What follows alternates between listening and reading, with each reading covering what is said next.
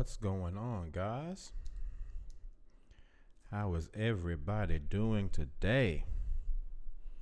How is everybody doing today? This on time and regular thing is going well. Look at it. On time, regular. That is all new for your boy. We gonna make this thing consistent though. On time. Hope everybody had an amazing day. My day has gone very well. Very well. What's going on, Daniel Brown? Good to see you in the chat. We'll wait a few moments. You know, it takes a minute for everybody to get in here. Takes a few minutes. What's going on, Aramis? What's going on, John? Good to see you in the chat. Good to see you in the chat as well. My mango bango. It's good to see you too, man. Hold on one second. Sorry about that, guys. I need to respond to this real quick.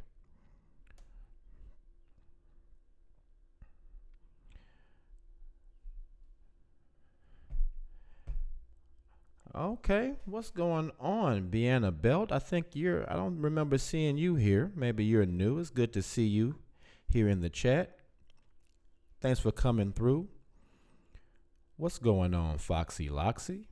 Good to see you as always. It is good to see you as always. So this is going to be a fun time. Something a little bit more lighthearted. Which I think most of the time it's light, it's positive, but this is gonna be kind of fun. This is gonna be a little different. I can't remember who suggested us to talk about conspiracies yesterday, but I am a huge conspiracy person. I am a conspiracy fanatic. I love talking about conspiracies. So I think this is gonna be fun. It's going to be super fun. What's going on, Gypsy Lily? Good to see you in here as well. Cleo Banks is in the building. What's going on, Cleo Banks? 6'1" of beautiful. Logical reasoning. What's going on, logical reasoning? Hi. Logical says, hi, finally able to catch a live one. Yeah, that's what's up. That is what's up. I'm glad you are here. I am positive my aunt will be in here in a little bit. Because me and my aunt love to talk about conspiracy theories. My Mango Bango says, K, we all know. My Mango Bango, you can't be skipping ahead to some of the topics we're going to talk about. You can't do that. You're going to ruin the show. My Mango Bango. Andrew D, what's going on, my brother? Good to see you here as well. It is really good to see you in the chat, my brother. Good to see you here. Wait a few minutes. Let me hit up my aunt and make sure she knows that the show is starting. Give me 1 second.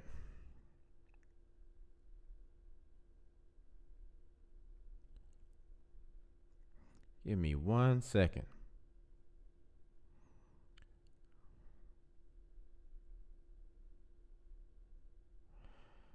Get Aunt Renee in here.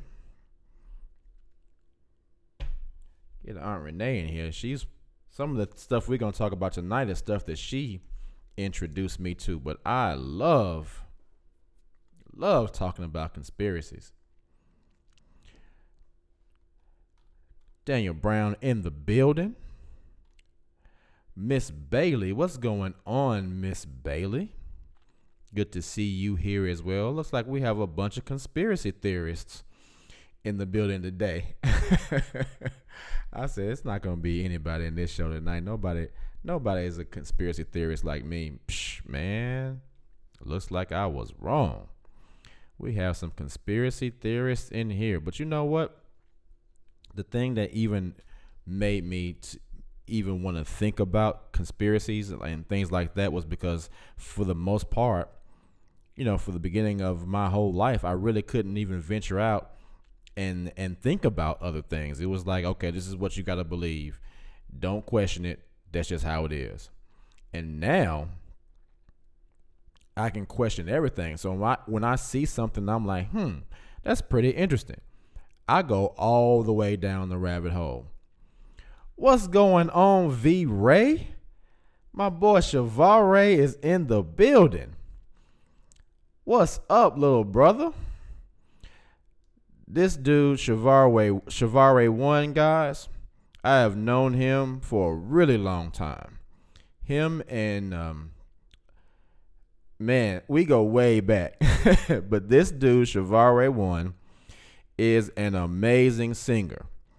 For a while, before I started choreographing, I had a recording studio in my home, and I also had a deal with this company on Music Row called Skyline Music Publishing. And so myself and a friend of mine were producing an album for him, Chevare, and my boy Tio, and my other boy DJ.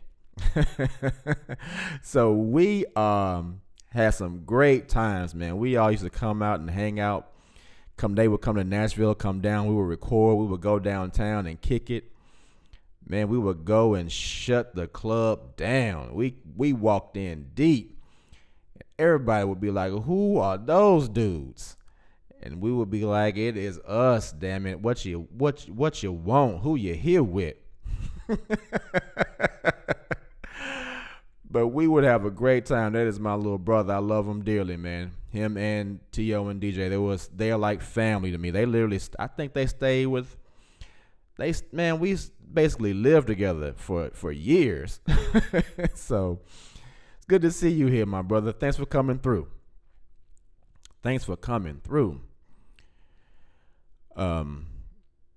John says, guess we all learned about conspiracy theories after reading the Revelation book. Hey, we all learn about conspiracy theories just by being in the organization, because their organization is one big conspiracy.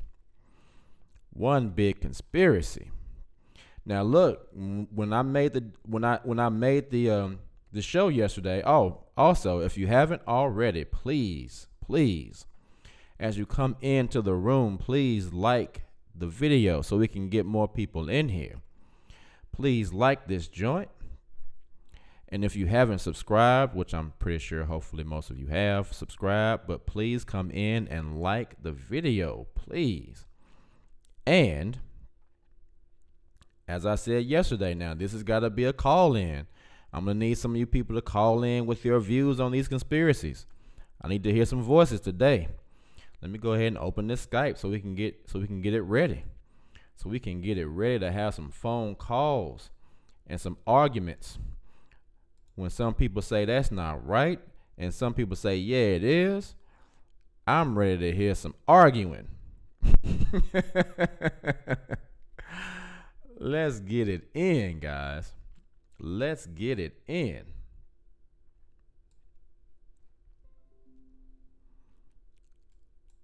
Yeah, the Revelation book was something else, man. Those people are, anyway, I don't want to even get started on that. But that Revelation book was crazy. Crazy. So let's get started, man.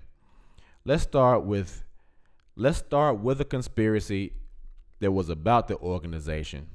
And then that's going to be the only one that we talk about that's directly related to the organization. Now, maybe you guys have some information about this one that I don't even know about. I know a little bit about it, but I don't know a lot about it. But number one, Charles Russell was a Freemason. Number one, conspiracy. Now, when I was researching this one, I found out a few things about what a Freemason actually is and how to verify a Freemason. Now, a lot of us know that if you look at Charles Russell's grave, he has a pyramid with a lot of symbols that people associate with Freemasonry. But once I started looking into some of the things on jwfacts.org.com, and we know that's the one of the best websites to go to find out about shit about Jehovah's Witnesses. A lot of the people have come out to say that there is no proof that Charles Russell was actually a part of the Freemasons and that he wasn't even qualified to be a Freemason. Charles Russell was basically a fucking idiot and loser that went along, they did a lot of schemes, like we all know about the miracle wheat. He was hustling miracle wheat to people, trying to get money from the miracle wheat.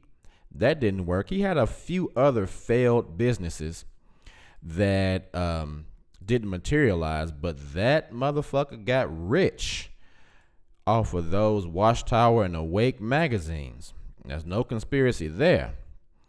That summit made some money off of those magazines. So if having some money was a qualification for being a Freemason, that summit was in. But according to anyone who knows anything about Freemasonry and what it takes to actually be inducted and be a part of the Freemasons, Charles Russell does not qualify at all. Miss Bailey says he's from the top bloodline. The top bloodline of what? If I'm not mistaken, Charles Russell, according to his bloodline, was actually German, which is something that I think, if it's true, a lot of people aren't aware of. But some of the research I found out was leaning toward him being German. So what top bloodline was he actually a member of? Let's get it. Logical reasoning says, seems he was quite a charlatan. And you would be absolutely correct, logical reasoning. My Mango Bango says the Rothschilds, Charles Russell, the Rothschild. Negative. I don't think there's any conclusive proof of that. My Mango Bango. Miss Bailey says the secret society. No, he was Irish. Really? Is that right? Let's see.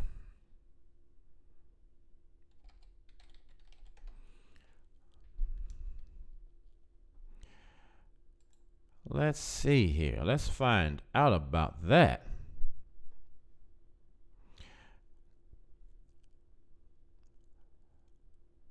He died of a heart attack.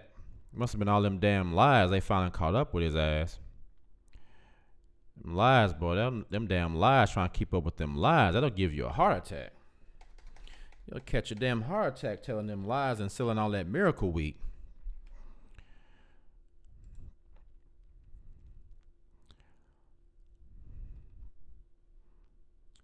Okay, let's see here.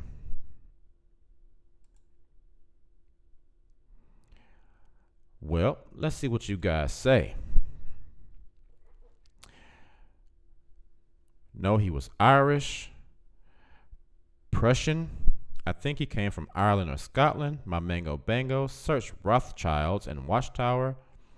Scottish Rite Freemasonry. Okay, so some of us are saying that he actually was a Freemason. Is that what we're doing? We're saying that Charles Russell was actually a Freemason? Do you all think that he was actually a Freemason? Because as I said in the beginning, it shows that he wasn't. He was born to Scottish-Irish parents, immigrant Joseph Lytle Russell and Anne Eliza Burney. So, Miss Bailey, you are absolutely correct.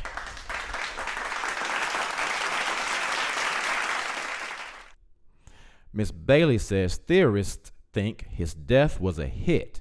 He died on Halloween. A hit? What were they trying to kill him for? What information did Charles Russell have that was of such vital importance that they felt the need to bump his ass off? Cheers. Come on, Miss Bailey. Tell us what you know. Miss Bailey seems to have all the info on him.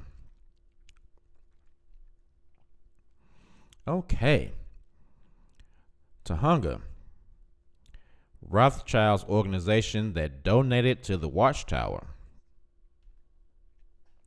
So the Rothschilds donated to the Watchtower. What was the Rothschilds' purpose in donating to the Watchtower? Daniel Brown says, I don't think so. He just a wannabe. Probably paid the Masons to have a space at their cemetery. Just my guess. Okay. It's one theory. Tahunga, you wishing? What did the Rothschilds gain from donating to the Watchtower? Does anyone know that? Let's get the conspiracy train chugging. What did the Rothschilds get out of donating to the Watchtower? I mean, if the Rothschilds are going to donate money to an organization, there has to be some type of reciprocation. So what did they get from donating to the Watchtower? Come on, guys. Let's get it. Let's get it. Let's get it. John Seth says he called the Freemasons his friends, and in one of the publications of the Freemasons, they mentioned him. Oh, really? They mentioned Charles Russell. Does that actually mean that he was a Freemason? Did they say, as you know, by the way, BTW, Charles Mason is a cool dude? Or did they say Charles Russell is not a Freemason? He is a charlatan, and we don't want no damn miracle weed. Miss Bailey says the Masonic Lodge is right behind his grave. The elite control the masses and the narrative.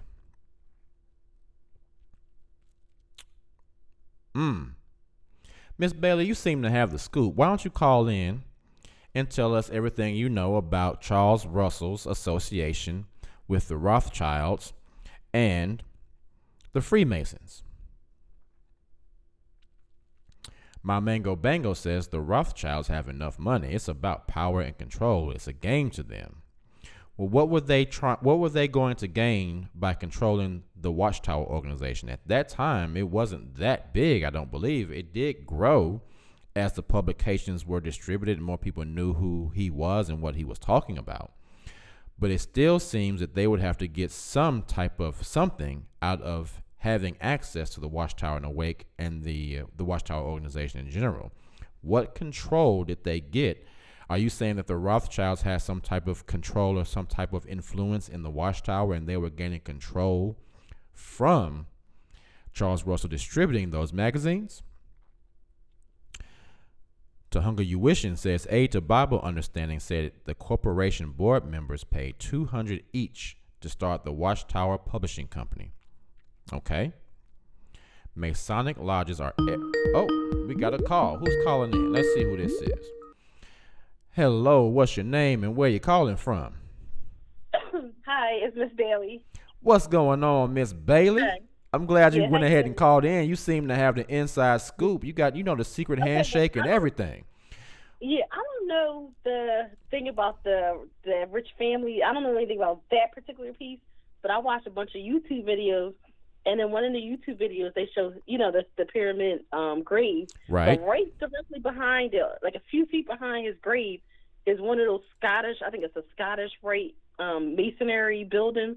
Okay. And somebody it's pointed out, if you look at the right photo, you can see it directly behind his grave. Really? Yeah. So what are you saying that means, Miss Bailey? What does that mean? Well, why was he buried there? Well, it had to be some significance. Like, why did he pick that particular plot of land? It's just too many coincidences. Like. Okay. Oh, okay. I think I see the picture you're talking about. Let's look at that. Let's see this. Let me see. Let's see this. This is the picture you're talking about, if I'm not mistaken. Hold on. Let's look at it.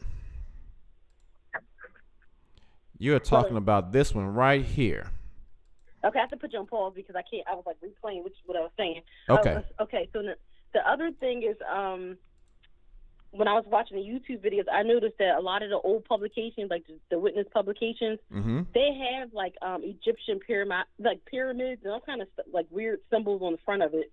They're like Masonic symbols, but they're on the front of the old literature, like the books that the brothers used to write individually. Okay. Like the Finnish, I think it was, I'm not sure it's the Finnish Mystery. It's one of the old publications from like the 20s or 30s. Okay. And the symbols is all on the front of the book. And it's just like little weird connections. And the thing is that when I keep digging about the religion, it's not just our religion. From what I discovered just watching a bunch of videos, it just seems like that particular society controls all the religions, not just our religion. It wasn't just our religion. Really? Yes. So you are saying that there was something that they needed from every religion, including the Watchtower, to control everybody. Yeah. Really? What do you think they gained from? religions. What do you think they gained from controlling the Watchtower, though? That's my main thing I want to know. What do they gain from the Watchtower? People. Well, I don't know what they're up to, but they're collecting a lot of information on the members. Really? Because if you look at like Kim and Mikey videos, they have databases on the friends. Like they have databases on the witnesses, and everything's like compiled in like database. They even leaked a video last year, and somebody up at Bethel must have got like fed up with some of the things that's going on. They leaked a private meeting. It was a meeting where all the brothers got together, and in this meeting they were showing how they had took you, like, say, you know how you voluntarily give the brothers, like, your name, address, whatever, telephone number, whatever. Well, they put the information into a database, and then they were saying that they were confident that most of the information in the database was correct. And they keep making people in the Kingdom Halls panic and give them a bunch of personal information, talking about, oh, it's for emergencies or whatever. But they're putting it in databases, and it's like, why? Why do you need all the personal information? Interesting. Yeah. Okay, yeah. Miss Bailey. Yeah. Keep it going. I also discovered that they also, like, you know, if you get like reproved or disfellowship, remember how they used to keep the records on paper? Right. Well, somebody that worked in the service department said it's not just on paper. They send electronic, I guess, notes or something to the service department, and they're putting things on file. So your information is just not local; it's up in New York too. So they are doing more than just the publisher's record cards. They're having things where they actually can send it through electronics now. Yes. Yes. Really? They all have logins. Yep. Interesting. Yeah, Gypsy Lily is like, good point, Miss Bailey. Miss Bailey, you seem to have some info. You got some research on you. Okay, I see you, Miss Bailey. Well, you know what? Almost the last year, I've just been binge watching a bunch of YouTube videos between different channels of people that left, people that's being serious, you know, like had like deep information, and I just was like binge watching for months. And just too many things just don't make sense. Like, it's just too many connections. They just have too many affiliations with other groups that they told us we couldn't have any connections to, but then you start digging, they have connections directly with those people. Exactly. Really good point. Yeah. Really good point. You got any more info for us, Miss Bailey? You tapped out? Or you gonna hit us back in a little bit when you get some more info? Because you got the info. Trying to think what else I was gonna tell you. Oh, and the other thing is, if you look at the old watchtowers too, they used to promote Zionism. They did. That should be on the front of the watchtower. Now I remember seeing that. They would have the little logo at the top left of the magazines. Yeah. Yeah. And the whole Zionism, that like basically is saying, oh, the Jews or the chosen people, like the white Jews or whatever. But since I've been doing research, it's coming up that the people that was mentioned in the Old Testament are actually black people, and it's like, it's scripture. I can't give them to you right now because I didn't have time to look it up, but they purposely took certain books out of the Bible because they don't want you to know your true identity. That is true. It's not like all black people. It's just like, I know that they had to be people of color. That is true. Now, that is a fact. Those are facts. Those are facts, Miss Bailey. Yeah. Those are facts. Promoting European culture, basically, because some people over there in Israel are not the true people. It's fake because the people who are call themselves Jews or whatever, that state, that Israel or whatever, has only been a nation since 1948. Right. And that wasn't the true location. It couldn't be the true location. You know what? You just brought up something that would be a very good topic. We need to talk about that. The true origin or the true ethnicity of the origin of those people, because a lot of people think it's one thing, but in actuality, if you do research, like you said, it's not who you think it is. It can't be them because even the scriptures, and I think it's Revelation 2:9 and Revelation 3:9, said that in people there would be a synagogue of Satan. The only people that use the synagogues or associate themselves with synagogues are the Jews. But see, they try to confuse you with the translations in the Bible, because in the Old Testament, people weren't called Jews; they were called Hebrews. Right. And then in the New Testament, they start calling them Jews. There's just like two different names. And people need to know which one of those names are associated to whom and what race of people, because people think just because they've heard it that they think they know who that race of people actually is. And you're right. If you do a lot of research, you'll find out that it's not who you think it is. Yeah, it doesn't even make any sense, because, and then it's just like I just question certain scriptures, not all the scriptures, there's certain scriptures in the New Testament, because they always seem like the rules is about, if you think about black people, like I was talking to my sister about this earlier. I said, remember that scripture? I think it's like Paul. He said something like he didn't like the external braiding of the hair and the gold jewelry and certain stuff. That's an attack to me on our culture, because there's no only people in the world that braid their hair is black people. And our culture always used a lot of jewelry and gold and, just different, natural resources in their construction and the way they lived and, the way they decorated themselves. It don't make sense. Yes. Get them, Miss Bailey. And then what was no, I was thinking too, like the Watchtower of all these years, most of the time they told you couldn't wear your hair braided, you couldn't do this, and it wasn't really. They try to say, oh, it's biblical, but it sounds more like a corporate policy. Very much so. It even only with applies to black people. How could that scriptural? How could it be something religious and it only applies to black people? See, that's not right. Or people of color. That's not it right. Doesn't even make any sense. That's right. No sense. That's right. Yeah. Get him, Miss Bailey. Get him, Miss Bailey. it just don't make no sense. And then the other thing is, this white and black people have YouTube videos, and they basically said they started to wonder if Paul was an apostate anyway, because his whole story was he supposed to got blinded by Christ and found the truth or whatever. Mm-hmm. But if you look at the stuff he's saying, he's like tearing people apart, and just he's the one that actually gives all these laws and these rules, not Jesus or like not the Messiah or God. It's just like he gives all these rules about what people can and can't do, and some of the stuff he said he tells people not to do conflicts with the Old Testament. And it just don't make any sense. Yeah, this is gonna be we're gonna be on here all night tonight, because we bringing up you can bring up some good points, and I guarantee you everybody that calls is gonna have a lot of things to talk about. So we're gonna have a good conversation tonight. Miss Bailey, thank you so much for calling. You got some good info, my sister. You're welcome.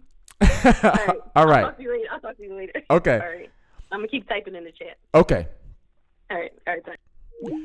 All right, so somebody called in while she had called in. Miss Bailey, thank you for that amazing call.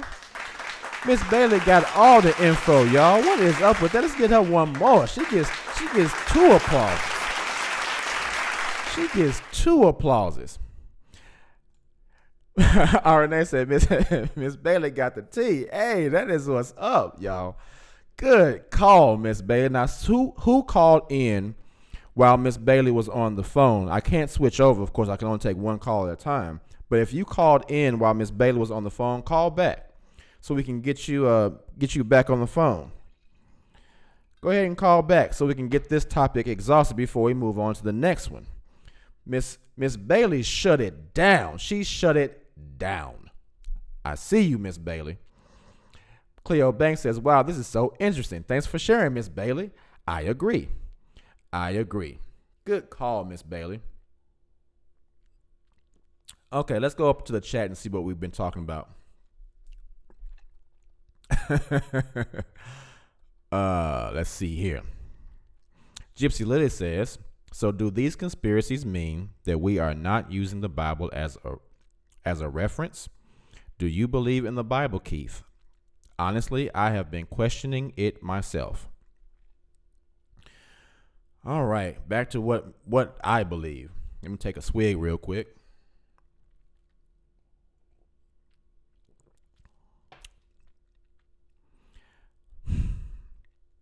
As far as the Bible, oh man, I believe the Bible is an amazing book of allegory. I don't believe the Bible to be fact. But in the same way that Aesop's fables aren't fact, but you can still get some good things from that book, you can still get some good things from the Bible. But I don't think that the book is 100% historically factual. Especially, it's like if we were to go to a movie theater and we want to see a particular movie, and we say, okay, we want to see this movie, and they say, well, that movie started 45 minutes ago. 9 times out of 10, we're going to say, well, I don't want to see it because I don't know, I haven't seen the whole movie, and I'm not going to have the entire story. So with the Bible being a book that isn't all the way complete, because we know that there were some things that were taken out of it, it's difficult to put my 100% faith in it, because I don't have the entire story, and none of us do. So yeah, like you wish and says, allegory and cosmology. And I don't think the book is meant to be taken literally. I think the book is meant to be taken on a lot of other levels, but I do believe that there are parts of the book that do have historical fact in it. I just don't believe the entire book is meant to be taken as historical fact. What's going on, CC Perkins? I don't think I've seen you in the chat before. My aunt is in the chat. What's up, Aunt Renee? CC Perkins says early JW literature used Masonic symbols. The cross and the crown was one of them. Exactly. They would always have that in the top left corner of the book. Tahunga Uwishin says the Holy Bible or whole book is a collection of ancient philosophies. My Mango Bango says, do you believe in Jesus? I know a bunch of people alive right now named Jesus. Doesn't mean that they were the son of the Creator. I don't know. I don't particularly believe that Jesus was the Son of God. I don't even know for sure that Jesus as the Son of God existed. But for me, it's a stretch because it's really science fiction. I mean, we have to believe that an alien, because if you think about it, God is an extraterrestrial. He's an alien. He beamed his DNA from space down into a woman's vagina and got her pregnant, which was kind of fucked up because the woman didn't even know who did it, and almost got her divorced because he's like, hold up, this ain't my baby. Where this came from? He just shot his space semen in her, and she gave birth to an alien baby. And the alien baby was able to manipulate nature and do all this amazing stuff. Now, if I were to make a movie like that, people would say that was a cool movie. It's not real, but that was a cool movie. But in the confines of that book, we're supposed to believe it as if it is fact. I wasn't there. I don't know if God shot his space semen from space into that woman. I don't know how it happened. I just know that if it was a story, it would be a little whimsical. But I do believe that the idea of living up to what Jesus represents is, what's the word I'm looking for? Is admirable. To try to live up to being that type of person is admirable. A person of high moral character, a person that is patient, kind, loving. Those things are admirable traits. But I don't consider myself a Christian, and I don't consider myself someone who follows the teaching or follows, or prays to Jesus per se. But I do believe in a creator, and I do ask that creator for direction in my life. I'll put it like that. Nikki T, thank you so much for the $19.99 donation. I appreciate you so much, Nikki T. Thank you, thank you, thank you. Daniel Brown says Christianity ain't for black people. Man, that is a whole nother show.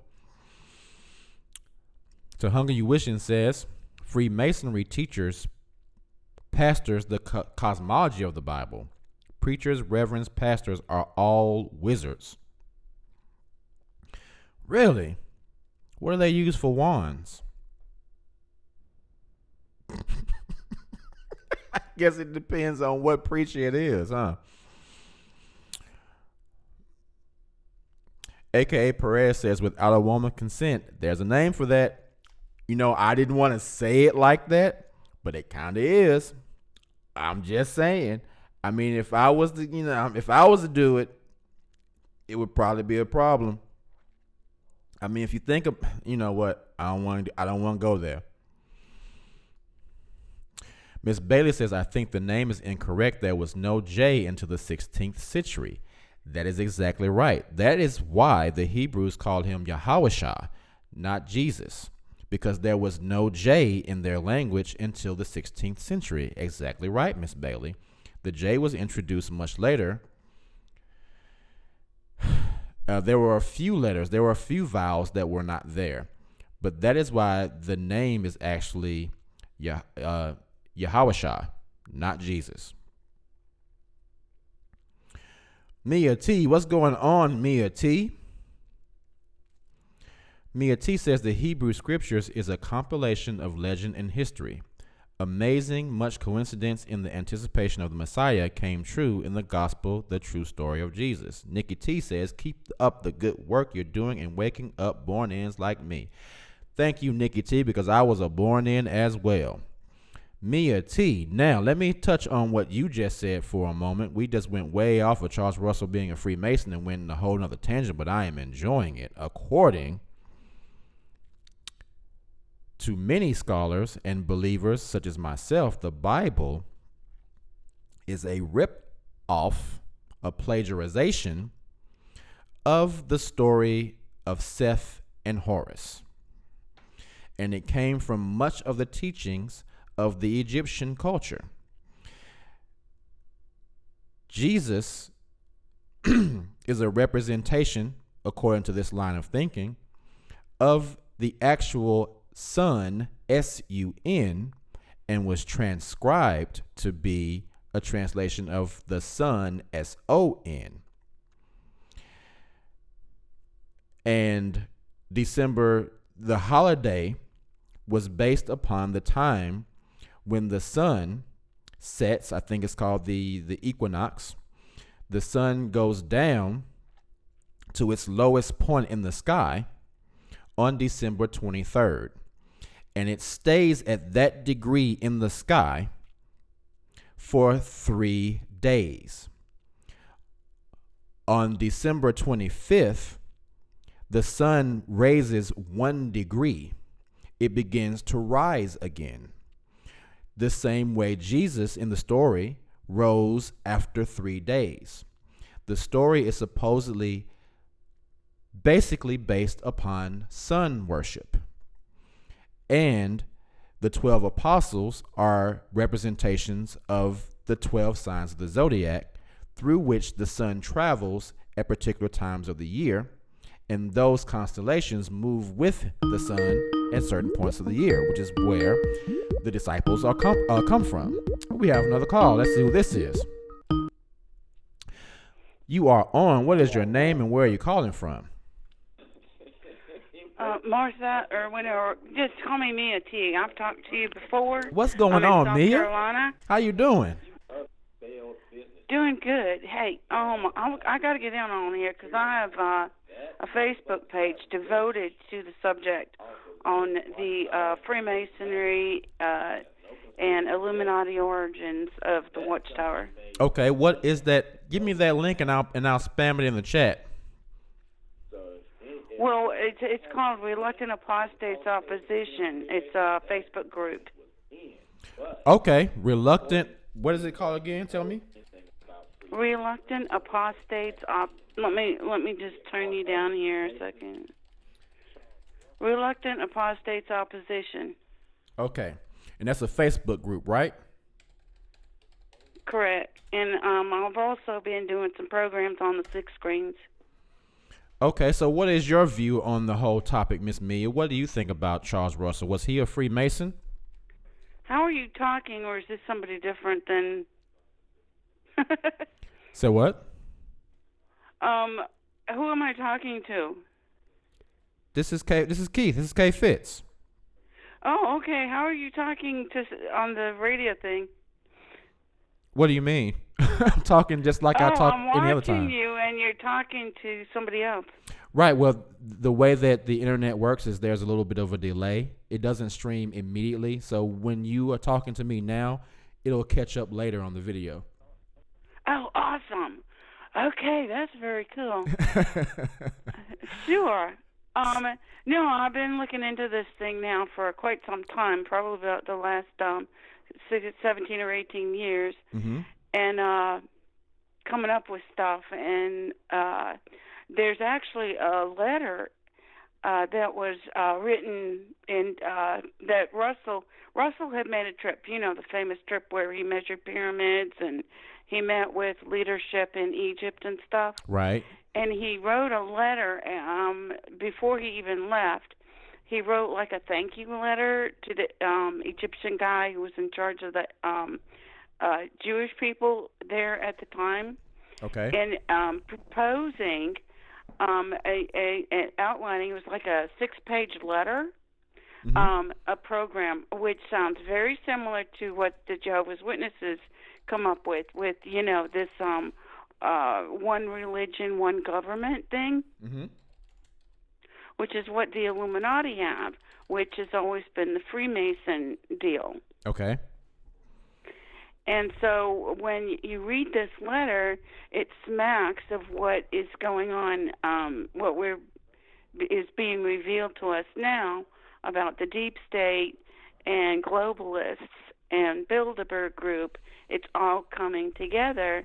And when you see this, at the very bottom of that letter that Russell had written, outlining his plan and saying this would be a wonderful suggestion for all of us, however they worded things back then, it's copied to one of the Rothschilds. Okay. And there are numerous letters, and you can find most of them on the internet and even on Reddit, that where he would periodically copy the Rothschilds on certain ones.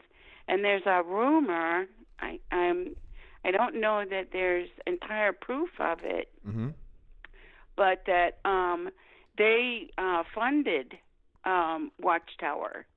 Of course, he did put in some of his own money because he sold, his business to get into it. But there is, some validity to the fact that he did get continued assistance from them. And when you look, and I agree with this, when you look on the broadcasting at the governing body, it looks like they all are wearing Mason rings. I've heard that too, Mia. I've heard that they are all wearing Masonic rings. And I've not been able to see it, but I have heard many people say that. I'll look that up and see if we can see that. But I have heard what you're saying before, that they are wearing Masonic rings. Yes, that's true. I've heard that. Well, Smurf Girl says her father that's Veronica. Right. She's a YouTuber. And she says that she came across an elder sitting at a cart. Who she could tell it was one, and when she talked to him for a little while, just humoring him. Mhm. And when she called him out on it, Mhm. he took it off and put it in his shirt pocket. Wow. Wow. Wow. So, and it wouldn't surprise me at all because there is some sort of a club going on. And the thing of with the Masons is that there are some groups of Masons. They're like the American Legion groups. They're pretty much whoever belongs to the local group. Mhm. And so they're not all going to be, a part of this big conspiracy. Okay. Do you know what I'm saying? Okay. There are some Shriners groups who are legitimately doing good things for people and for children, hospital and stuff like that. Mhm. But then there's this deeper side of it, and there are groups that are heavily into, when you get to the top of it, you are required to, in the Freemason side of it, Mhm. set up your own church, but it should be in the background satanic, and that's where this black mass comes in. And that's the only way that I can explain how it was so easily for the Watchtower people to slide into this passing the emblems and making Interesting. it appear normal. Interesting. So you're saying that the passing of the emblems is a direct result and affiliation with the Freemasonry or the Masonic part aspect of the organization that is in the background? Correct. The Catholic Church, there's a portion of the probably all of the Vatican is involved in it as well, and they do the same thing. And it's called the Black Sabbath, Black Mass. Black Mass is where they deliberately pass it. And like Veronica was saying, is that because her father was a part of the, I think he was an elder, and so she said that after the memorial services, that they would they had a special ceremony of the elders and other anointed people, and pour out all of the rest of it down a sink, and that was their form of a black mass. But when you look into the Skull and Bones and other like fraternities that are Freemason, they do the exact same black mass. Interesting. Sometimes even using real blood and sacrificing animals, and then there's this entire thing that you can really jump down a very deep rabbit hole, and I'm not sure how far the Watchtower goes with it, but it's fascinating to look into, and there's just too much evidence that points to there being some collaboration in it. So interesting, Mia. So interesting. So much info. You guys are just coming with it tonight, Mia. Good stuff, man. Good stuff. Now, how did you find all this information out? Where did you go to get all this research? Well, I love Google, but there's it's I got my first computer in 1999, and that's when I really started connecting with Farmer Jehovah's Witnesses and looking into things and starting to really get a handle on what the very little that I had picked up out of Crisis of Conscience from Ray Franz. And then, of course, everything sort of broke loose around 2001, 2002 with Barbara Anderson and the Silent Lambs and Bill. Sorry, I forgot. I'm just trying to pour so many thoughts out to you right now. But when they started up Silent Lambs, exposing the hidden pedophile database in the early 2000s, and that set me on another road trip, and then finding out about Russell and this pyramid grave and that thing is just always stuck in my mind. It's quite fascinating. So then when I started getting into looking into, now I'm sorry if it sounds like I'm detracting, but I'm not. I got really curious. I used to work for architectural firms, and I was beginning to learn a lot about all the different facets of engineering, structural, architectural, and all of that. And, of course, I was living in Las Vegas at the time. Okay. And so I had seen a lot of implosions. In fact, at the souvenir stores in Las Vegas, you could get a movie that would show you, buy a video, that would show you every hotel resort implosion to date. So I knew what they looked like. So when the 9/11 event happened, and I saw those towers come down. That's number 4 on the topic for the night, by the way. 9/11 is the number 4th conspiracy we're going to talk about, so don't go too deep down that rabbit hole yet, so you can come back and shed some more light on it. Well, I just want to say that when I found out about, when I started putting 2 and 2 together about all of that, of course it leads you to the deep state, the Illuminati, the globalist plan, and all of that. And so that's when I started tying things together with Russell and the Freemasons. Interesting. So, and it all just sort of came together. So, I mean, this has been like almost a 2-decade journey for me in putting things together. And so that was why I was getting a little frustrated with some of the other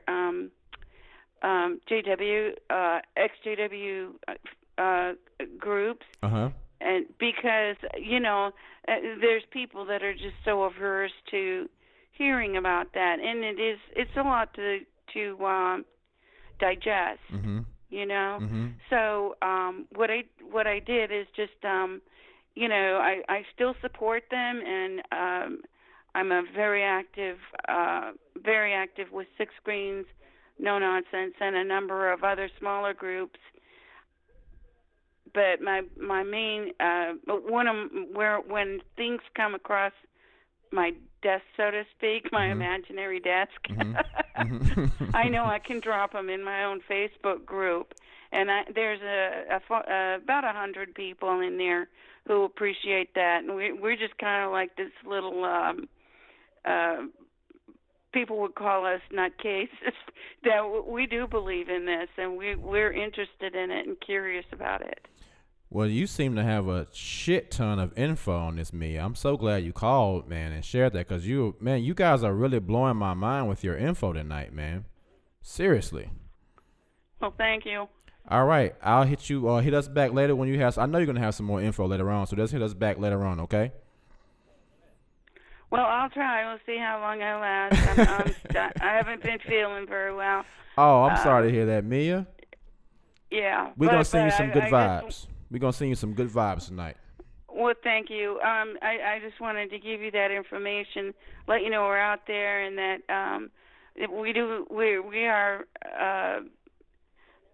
there is a place where you can look at that stuff, and if you want to contribute and ask questions, I'm more than willing to do more research into it, and I do try to, whenever I see something new, that's where I drop it. It's in that Facebook group.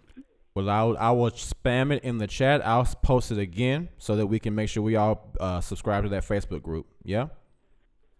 Okay. Well, thank you. Thank you, Mia. Good call. Appreciate it. Yep. You're doing a great job. Thank you, Mia. I appreciate it. Bye-bye. Bye. Great call with Mia, guys. Mia T. Good call. Now, I remember, she gets 2 cats, too. Now, I remember hearing that girl Raven's story, because she would talk about, if I'm not mistaken, how they would take her down. There were all these secret tunnels underground in that place, in that Bethel place where she was. They would take her underground, and they would do all these sex things with her, and she would write all these like you said earlier, she channel demons, and they would know that the demons, and they would channel them through her, and she would write a whole bunch of shit, and the dudes would come and do stuff to her, this little girl. That is a crazy story. I remember I was delivering packages for Amazon, and I was listening to that story in my headphones, and that shit was spooky as hell. I mean, it was spookier than fuck. I was like, damn, these people are spooky as hell. But thank you, Mia. Very, very good call. You guys have so much information. That's why I always ask you guys to call, because there is only so much we can say in the chat. You can only type so much, and you be like, man, fuck it, I ain't finna type all that shit. That's why I want y'all to go ahead and call in. I think somebody called while Mia was on the phone. If that person is still here, please call back so we can get your input as well. Guys, there are 26 watching. If everyone that is watching hasn't liked the video, please, please, please go ahead and like the video. I know it seems like not a big deal, but it's free. It's free. Charles Russell's Miracle Wheat paid for it. So all you got to do is click the button. It's free as hell. Charles Russell and the Rothschilds paid for it. So that if you can just click the shit out of that thumbs up for your boy, I would totally appreciate it. And we will get more people in here to hear more of this information from people like Miss Bailey and Mia, because Mia and Miss Bailey are giving the info. Tonight. Black Mass. So I think, are we all coming to a consensus that Charles Russell actually was a Mason?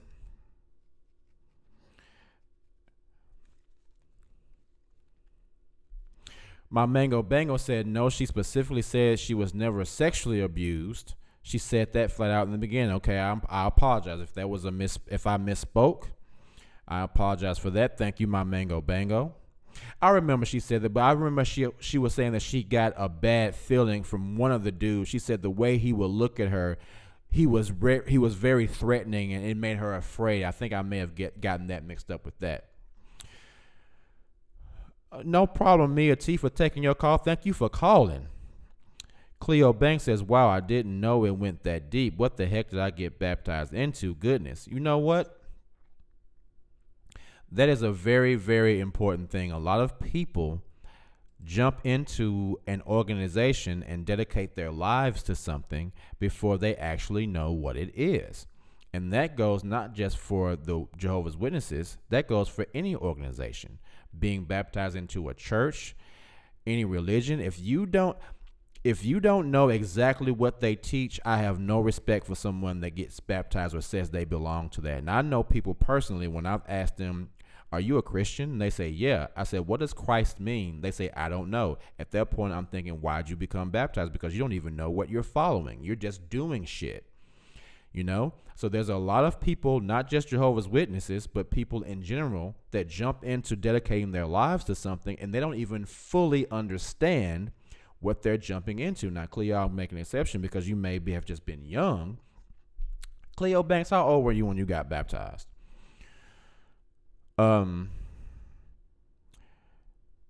So guys, yeah, are we there? Judaim says a Miracle Wheat bread sandwich ain't a sandwich without Miracle Whip. So what's the consistency? Let's see. Consensus. Deidre, what's up, D? I don't think I said hi to you tonight, Deidre. What's up, Deidre? Right. Deidre says, right, scared me. I think it's the JW Survivors channel that interviewed a lady that was, when she was a very little girl, tied to a pole, and the governing body would ejaculate on her. Yeah, and I was thinking that there was that same girl, but it must have been a different one. But yeah, I remember they would have bukkakis with this little girl. Bukkake, you know what? If I start explaining too much shit, y'all gonna be like, how do you know that? Then I would be like, fuck, man. Anyway, y'all know me. I'm open. But yeah, when people ejaculate on girls like that, a whole bunch of people ejaculate on women, it's called bukkake videos. There's a bunch of videos like that called bukkake videos. But yeah, I heard that too. My Mango Bango says, ooh, wouldn't put it past them. Yeah. Deidre Stinson says, and the dogs around would go wild, salivating and such. When they untied her, the dogs would attack her sexually. I'm crying. Gotta take a break. Are you kidding me? That's real shit? Damn. Okay, we're going down the rabbit hole.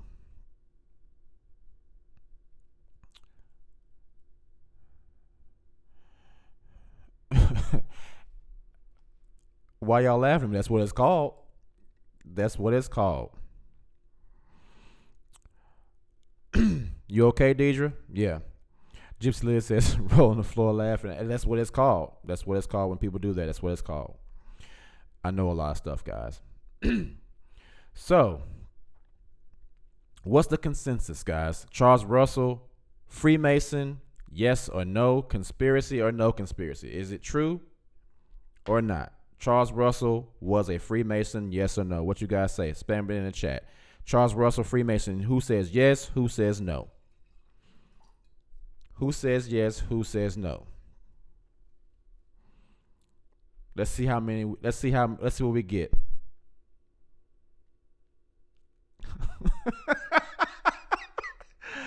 Cleo Banks, you're almost right. It's not Pornhub.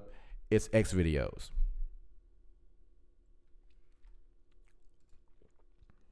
It is X videos. Pornhub is good. Pornhub is where it all starts, and then you start migrating to the better ones. All right. Daniel Brown says, "Where is this story?" You can find it on YouTube. You can find it on YouTube.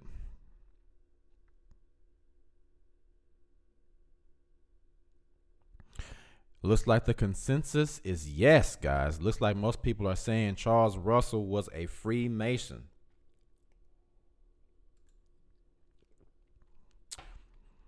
Deidre said, that is where I gotta get my mom out of this fucking thing. I hear you. John Seth says no. John Seth said, forget y'all. I'm going the other way. John Seth, Daniel Brown says, no, I'm going the other way. Okay, John or Daniel, either one of you guys call in and tell us why you say no. Call in and tell us why you say no. Come on, let's make this shit interesting. We've had all the yeses. Let's have somebody that says no call in and tell why. Gypsy Lily says Pornhub got good quality videos. But X videos has more selection. All right, let's stop. Because people going to be like, ooh, Keith. But I'm just being real. Hey, my girlfriend's gone now. I got to, hey, sometimes you got to do what you got to do. Hey.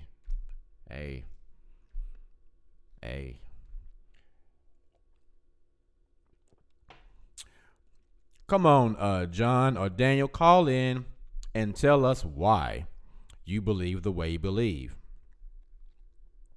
John Seth says, Keith, is that whiskey in your glass from Tony? I can't fuck with Tony. Tony got that rich people shit. I don't own a cult. This is wine from Crozet, better known as black people say, the Krogers.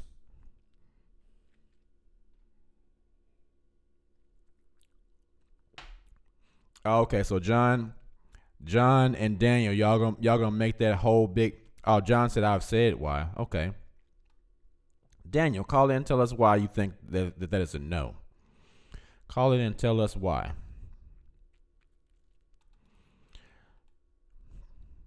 All right, so we have a major consensus on point number 1. Charles Russell was a Freemason. Until either of the people who said no can call and prove otherwise, we're going to go with everyone's resounding yes. All right. I think we are done with topic number 1. Now let's move off of that topic. Let's move on to some non-XJW topics. Let's get into some other conspiracies. Let's get into some other crazy ass conspiracies. Which one are we going to go to next? This is one me and my aunt talk about a lot. This is one me and my aunt talk about a lot. Let's just jump right into it. How many of you guys actually, you know what? Let me wait for that one. This one is a little bit more interesting. If you've heard of the Mandela effect, type 1. If you've never heard of the Mandela effect, hit 2. But if you have heard of the Mandela effect, hit 1.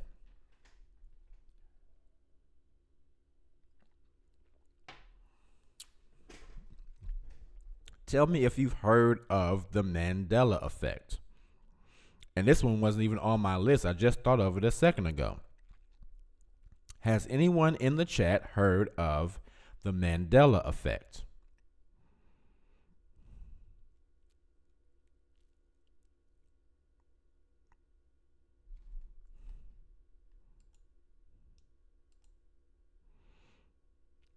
All right, Foxy Lady has, Deidre has, Ray has not.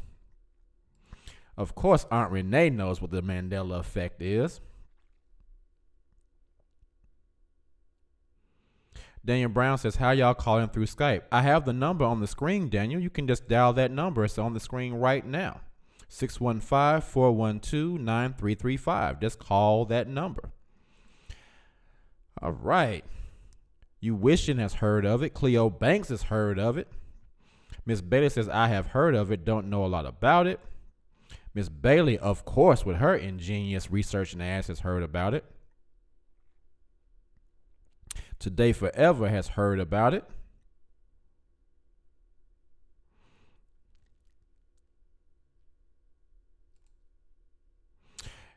Yeah, the number on the screen is 615. Not 715. I know there's a typo, but it's 615-412-9335. Daniel, if you want to call in, you better hurry up because we're almost past that Freemason topic. But if you got some real good stuff as to why you think that the answer is no, okay. He said, I got this shit. What's going on? Is this Daniel Brown? Yes, it is, my man. What's going on, Daniel? Where you calling from, brother?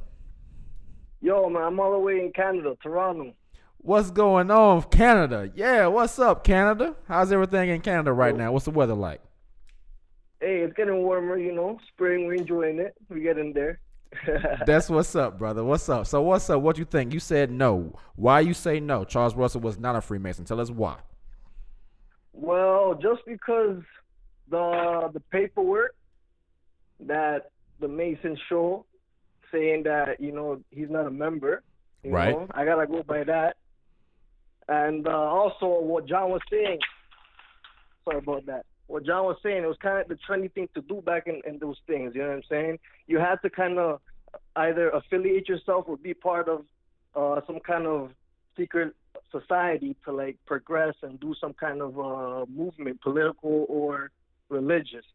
So I don't really think he was, down 100%. I just think he was influenced and wanted to be down and probably rented their locations and gave money to them.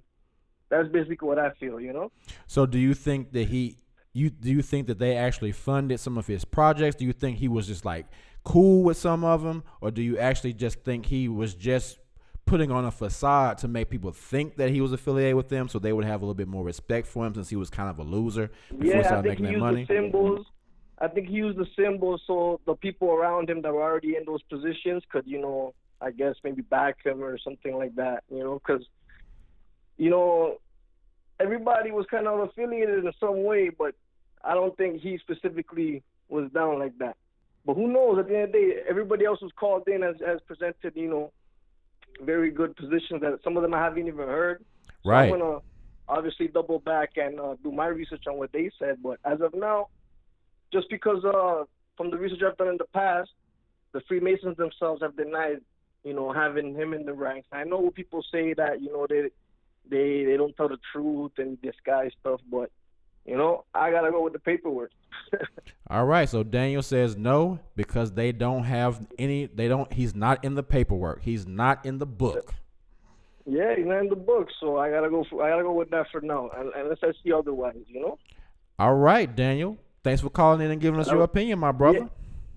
Thank you, and keep doing the good job, brother. You know what I mean? I always support and I appreciate what you're doing, man, for real. Hey, likewise, appreciate the support, man. Stay on, and if you got some more stuff, hit us back. All right, man. Take care of yourself. You too, bro. All right, peace. Peace. Okay, Daniel said Charles is not in the books. So Daniel said, so I say no. Not in the book. So I say no. I can respect that. I can respect that. Okay, so most of us seem to have heard of the Mandela effect. Now, why you say my mango bango? Okay, so before we get into this Mandela effect one real quick, now this is something me and my aunt talked about. I and my neighbors, I remember seeing on TV when I was little that Nelson Mandela died a long time ago. Now, some of you guys may not remember this, but me and my aunt both remember seeing on TV the funeral of Nelson Mandela. That motherfucker died a long time ago, according to the universe I'm in.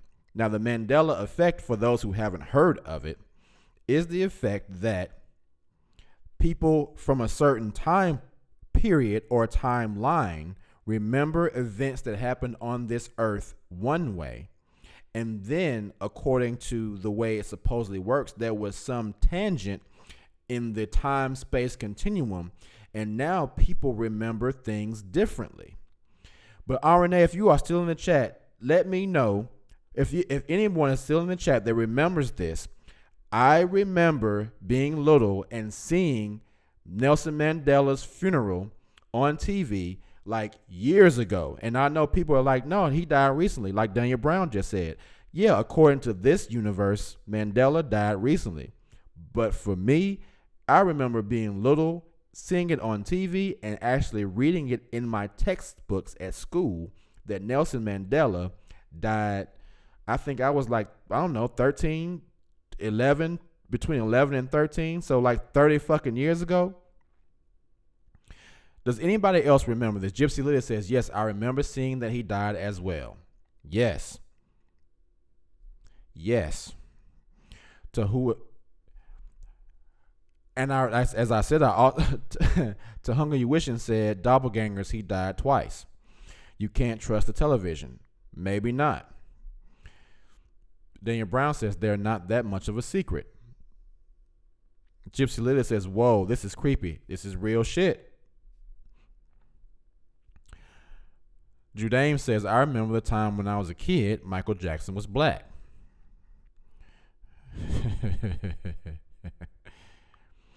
Miss Betty says, no, I watch a lot of TV, no funeral. He was in prison for 27 years. Not possible. Miss Bailey, what is your age?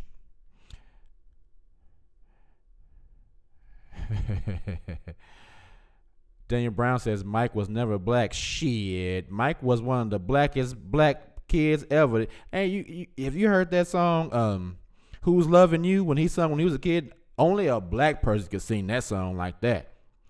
Michael Jackson was black as hell. Foxy Loxy says, have you ever Googled the funeral that you remember seeing? No, I have not. Okay, Miss Bailey says she's 39, which is only 4 years younger than me, so she should remember it. Deidre says, how the hell come the right emoji isn't showing up? I don't know. Miss Bailey, we are 39. Miss Bailey and Miss Bailey, are y'all us? Are one of you red and the other one are you guys tethered? Miss Bailey's like, we are 39. Miss Bailey's like, when y'all saw Mandela's funeral, I did not see Mandela's funeral because I was eating rabbits.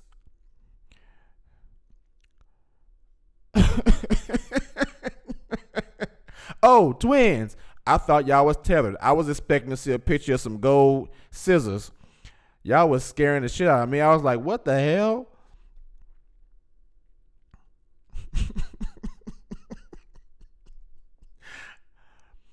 Judaim says, I don't remember a Mandela funeral in 8th. I remember it. Miss Bailey said, I know you called in, Miss Bailey, but there's another Miss Bailey in here. So I didn't know if one of you guys was the one that was down in the research facility and the other one was the one that was riding the roller coaster and one of them was just doing this on the ground and the other one's, I didn't know. Today Forever says, I don't remember that. I do know that the Mandela effect was named after him because a mass group of people remember as you did. Exactly. Daniel Brown says they say the Berenstain Bears. Just saying. Exactly. That's another one.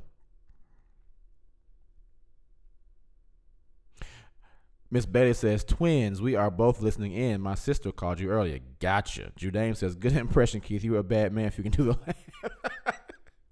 Miss Bailey is both Mandelas. I know, right? That shit is crazy.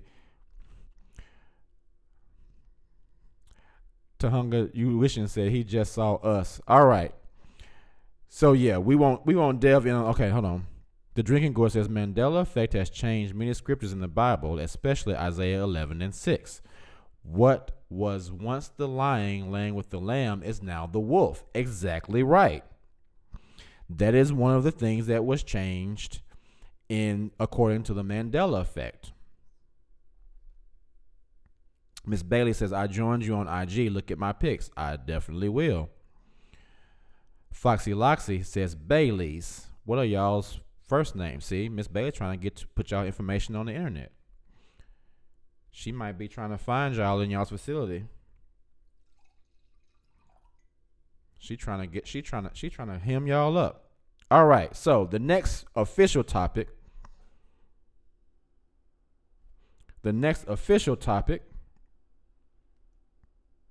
Miss Betty said no first names. No first names. No first names. Miss Betty said, damn it, we are the tethered. One of us is the tethered, and we cannot tell you our first names. Damn it.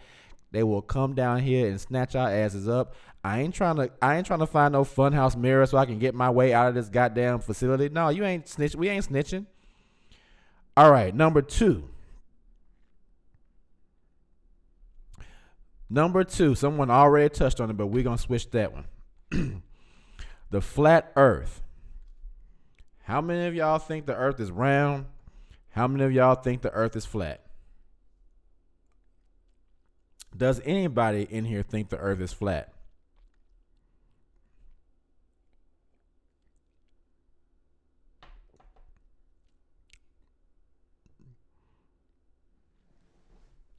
Who thinks the earth is round? Who thinks the earth is flat? God damn, doing that us impression got my throat hurting like a motherfucker. Man, God, how did she do that shit? Flat earth. Gypsy Lady says, man, the earth is round. Daniel Brown says round. My Mango Bango says sphere here. Renee says, Renee said, oh shit. Y'all, the earth is not round. The earth is flat. Miss Bailey. Yes, Miss Bailey. That's what I'm talking about. Miss Bailey says thinking it's flat, covering up stuff. That's what I'm talking about, Miss Bailey. Miss Bailey, you are my girl. That's what I'm talking about. Come on now. Bring it. Who else think? I know me and Miss Bailey are not the only one who might be thinking it's flat. Today Forever said, I knew that was next. JJR says, let me be the first to admit, I don't know. Tahunga You Wishing says, I'm just mad that circle of the earth does not mean sphere. It does not. Judaim says, plane bordered by an ice ring with a dome-like atmosphere above. Already, you hear that shit? You hear that? Judaim says it's a dome. Judaim says it's a dome, Renee. I know you listening. Ray said it's flat. We got us a good one tonight. Yes, Ray. John says only when I are tipsy. Miss Bayer says, I'm not sure. I know from traveling it looks smaller than what they saw. Lies the government tells. See, Miss Bailey and Miss Bailey, the tethered even know it's flat. Who else? Come on now.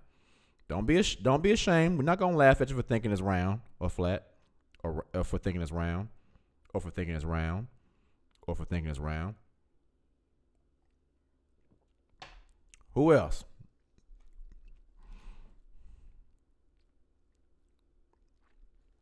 Cleo Banks says, honestly, I think there are planes, but I'm just getting into that stuff. The Drinking Gourd says JW used the flat earth picture on the Insight book. Very, very interesting. Gypsy Lily says, so all of these live streams going on, how are they faking it? How are they making this shit up? Miss Bailey says, I think NASA info is fake. Drinking Gore says, so does the UN. Miss Bailey says the conspiracy is who controls NASA. Aunt Renee says, we can't get high enough to see. Damn it, that's right. Today Forever says, been around the world and back. Can't find my baby. Maybe it's flat. I digress. Sorry. Daniel Brown, thank you for the $5 donation, my brother. To Hunger Wish You Wishing says, NASA is Nazi. Operation Paperclip. How many of you guys know about Operation Paperclip? How many of you guys know about Operation Paperclip? If you don't know, NASA was basically started from the Nazis because the Nazi scientists and their research was so much more advanced than what we had. They actually employed the Nazis to come and create some of the first rockets that were made by, quote unquote, the United States. They were actually made by the Nazis. JJR says, if the earth was round and always in rotation, how do the planes land accurately every time? Great question. Judaim says, hasn't NASA admitted that several of their pictures from space are computer-generated composites? All of their pictures are computer-generated composites because according to NASA, they cannot get far enough away to take one large picture. They have to compose the pictures so that they can get the whole thing. Cleo Banks says, so you think the space photos are fake? Why would they lie? Oh, Cleo Banks, you're so innocent. It's so cute. Miss Bailey says, I know some stuff. I know some stuff too, Miss Bailey. Daniel Brown says, man, the ancestors have been knowing the earth is round. Really?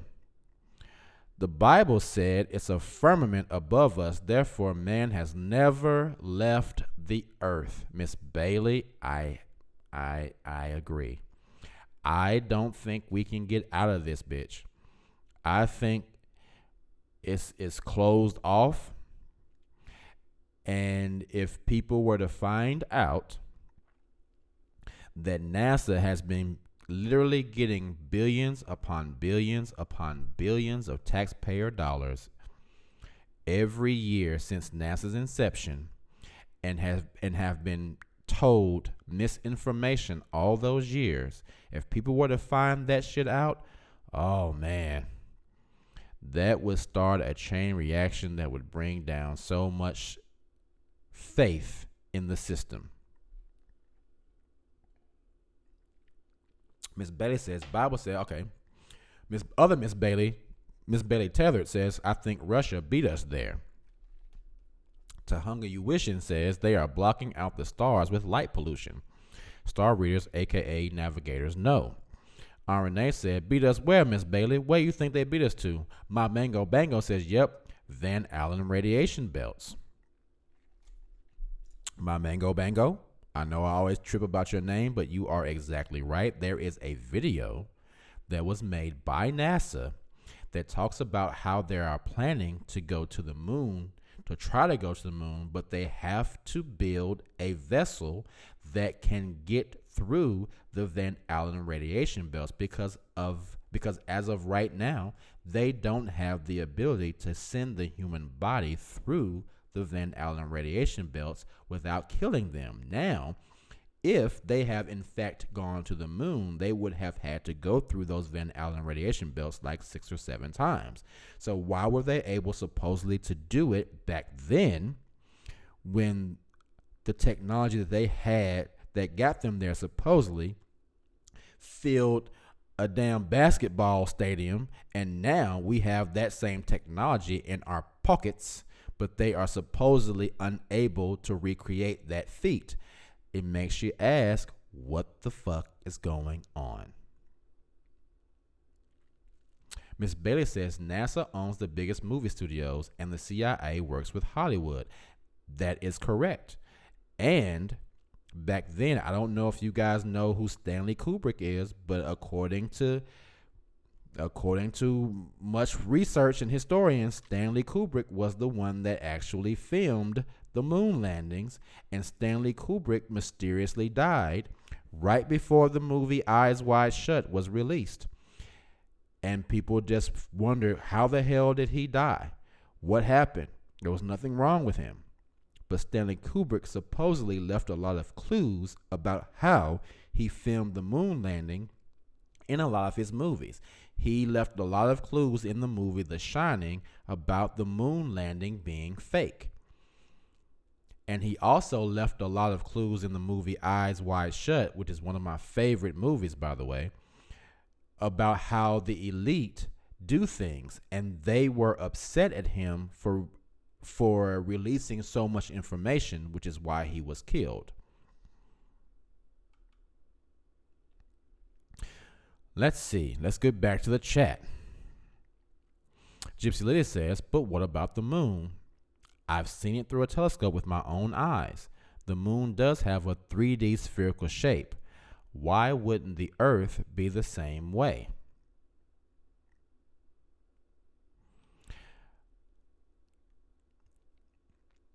Gypsy Lily, have you never seen a picture that was drawn on a flat surface that actually looked 3D? I have. And I think if a person could draw something like that, it would be totally possible for it to be created in the universe. But if the moon is actually there, here's another thing. The moon shouldn't be there. According to science, it's easier to explain why the moon shouldn't be there as opposed to being able to explain why the moon is there. The Earth is the only planet that has a moon that is 1/4 the size of the planet that it orbits. The Earth is also the only planet in the solar system that has a moon where you can't see the other side of that moon from the planet's surface. The moon is the only object in the solar system that is able to have a full solar eclipse, because it is the only object in the solar system that is exactly 400 times the distance from the moon to the sun, and that distance is the exact same size. The sun is actually 400, the distance is so perfect, it is the only object where the distance and the size equal so perfectly that they cover each other so that an eclipse can happen. That happens nowhere else in the solar system.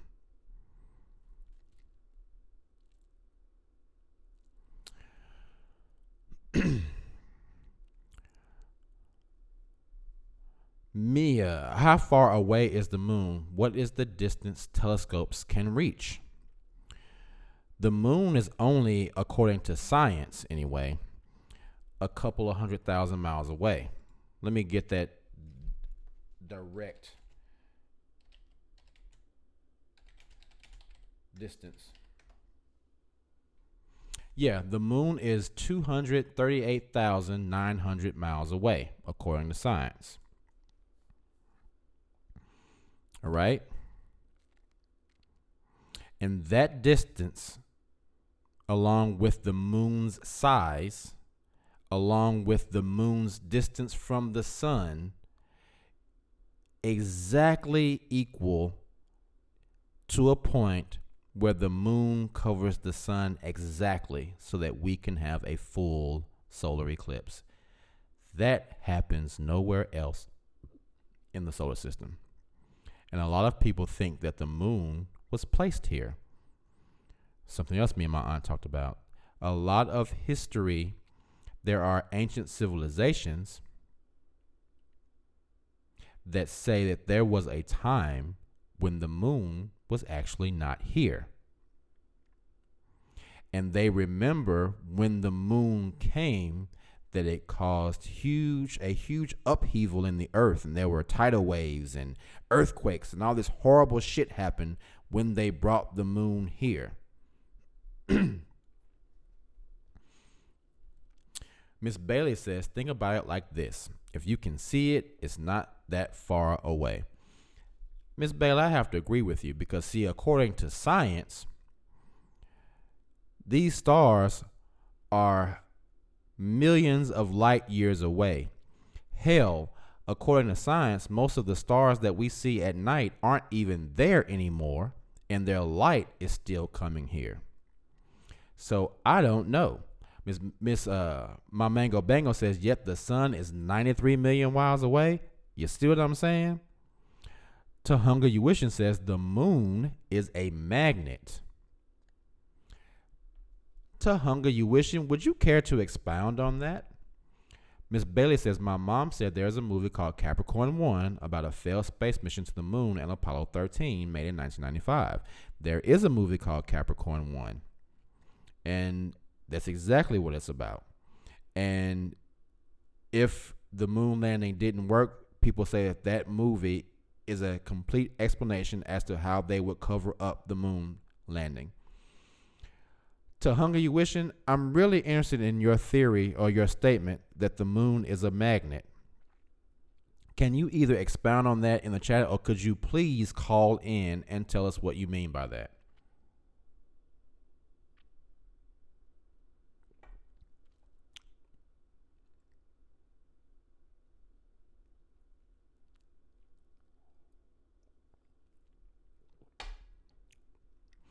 Come on, Hunger You Wishing. That is a great statement. The moon is a magnet. I have to know what you mean by that. Now, come on now. Let's get this thing popping. What are you talking about?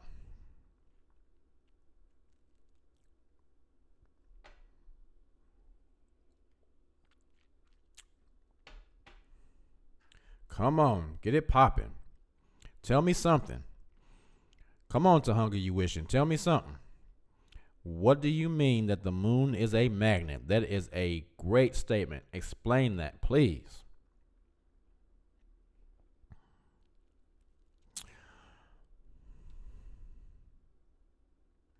Gypsy Lily says, wow, going to do more research. Aramis Ponder says, optical illusion. Have you guys not seen the videos of the lunar waves where people have recorded video of the moon? And there's this wave that moves up the moon like it's a projection. It's like you can really not even tell it's there. Gypsy Lily says, it's crazy. We all grew up being taught it the NASA way, but there's always that what if. I'm definitely going to look into this more. My Mango Bango says, according to a poll, 30% of Americans know the moon landing is a hoax. Miss Bailey says, astronauts are Freemason actors. That's the real tea. JJR says, how old is Earth alone, people? JJ Jr., that depends on which story you believe. According to the Bible, it's a little over 6,000 years old. According to science, it's more like 4 billion years old, if I'm not mistaken. Let me Google that. Make sure I'm not telling a fucking lie.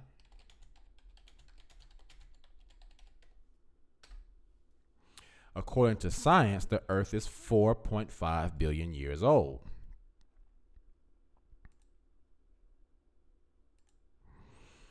$4.5 billion years old. Now, I was a huge space nut when I was a kid, and I still like to look at the stuff they say about space, even though I think it's all bullshit. It's still very interesting. Hunger You Wishing says, I'll have to get back to you on that. Moon cycles are in tune with female cycles. It causes behavioral changes in people and animals, so cultures knew when to conceive for a son or a daughter. Oh, who we got? What's up? You are here. What's your name? Where you calling from? Hi, it's me and T again. What's going on? You already know it's a hot night. So what you got to say? Conspiracy theories is my, Jiminy Cricket. Okay. Okay. So what you got to say about this one? The Mandela effect.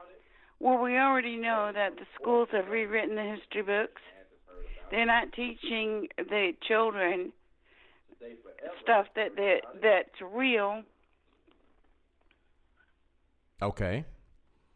Be You more know what I'm specific. saying? What in relation to this conspiracy theory? What do you think they're being told that isn't true?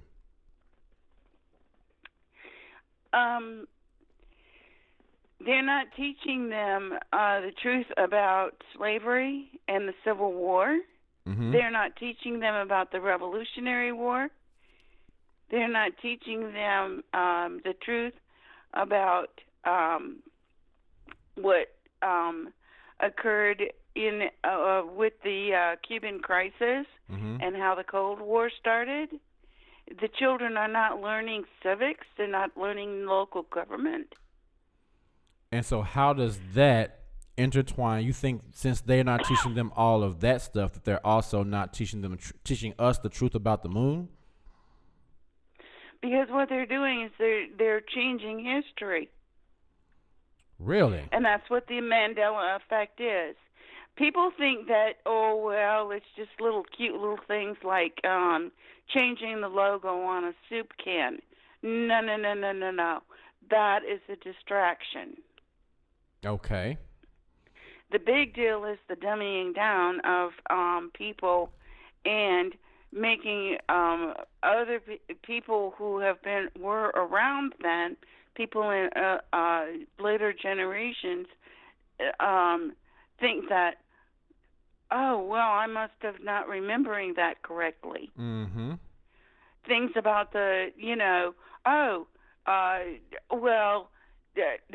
people coming up with there was no Holocaust. That's actually number 7 on my list of conspiracy theories. Sorry, I keep jumping ahead of you, kiddo. But they all kind of intertwine, and you can see how they do. Mm-hmm. And and there was things when I was speaking to you earlier, that I really hesitated to get into because, I know that that's what's going to happen because one leads into the other, Mm-hmm. and it's a real big spider web, and that's why they call it the rabbit hole. So, Mia, do you think we went to the moon? I don't think we went when they said we did. I think they faked it because they had a deadline to meet, and it wasn't feasible. Okay. So you think we went, just not at the time they said we went?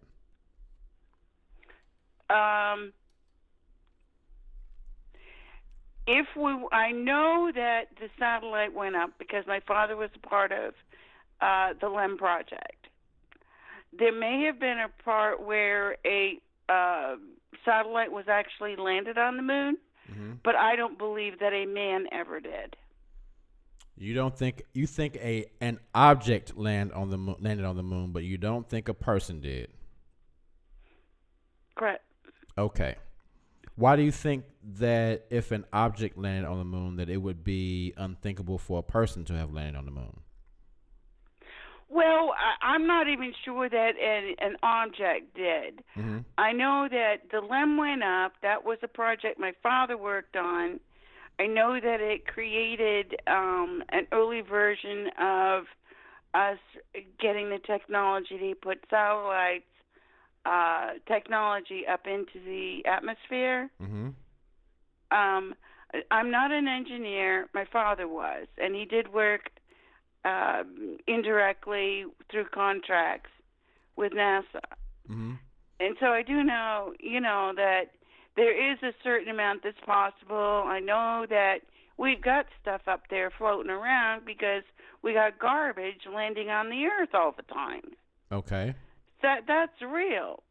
But for a man to actually land on the moon and then return safely, it's difficult.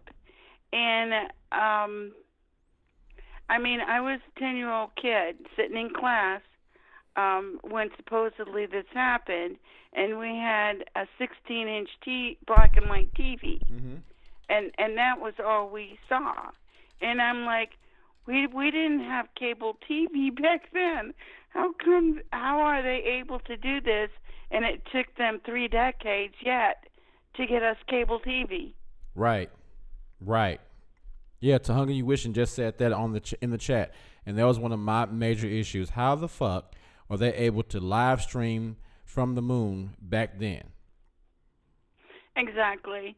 It never made sense. Never made sense. No. Never. Yeah, I don't think we did it. I think it was all phony and fake. Mhm. Yeah. Yeah.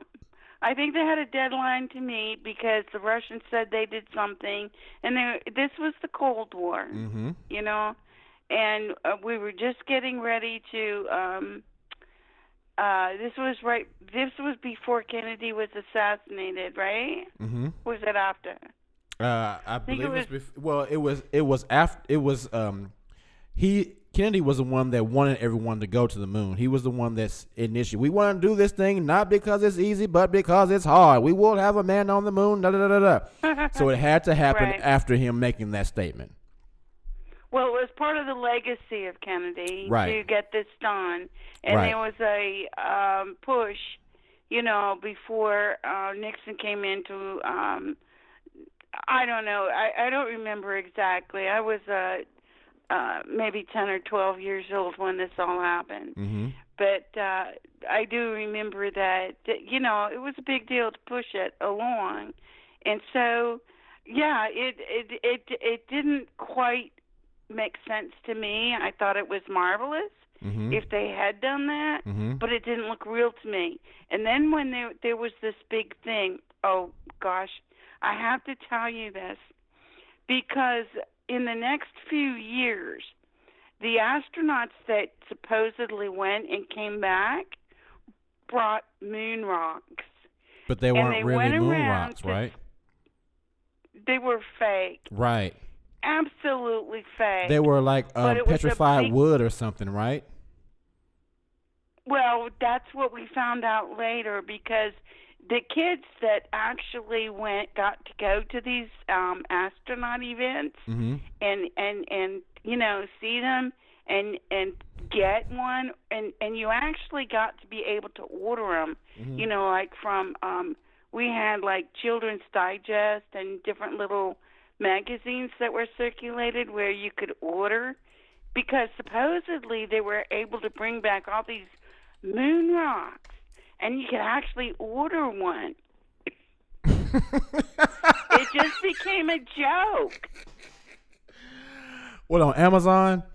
Well, we didn't have Amazon back then. We had Humpty Dumpty magazine. We had highlights. We had, I don't know, the Boy Scouts had one, and they would just have little advertisements, you Mhm. know, and you could send off. I wouldn't be surprised if they had them, you know, collect so many, you know, Cheerio cereal box tops, and you can get a moon rock. That's But- hilarious. And then everybody would bring them in, and they would all look like this came from the moon, you know. Mhm. How come it's not like radioactive, or it, you know, has weight?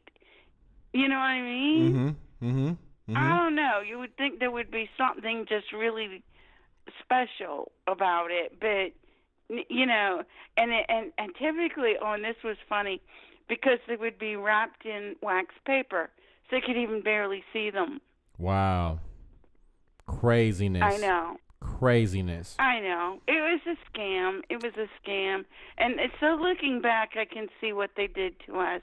But that was just the beginning of it, you know. Right. They had to make everything look like that. So it was really crazy. But, yeah, so, no, I don't think that we did. I have to agree with you, Mia T. I don't think we did either. I think we're going to wrap this topic up. Thank you, Mia T, for calling. You are the best. And if you have some more stuff to share, keep calling. Thank you. All right. I agree with Mia, guys. I agree with Mia. I do not think we went.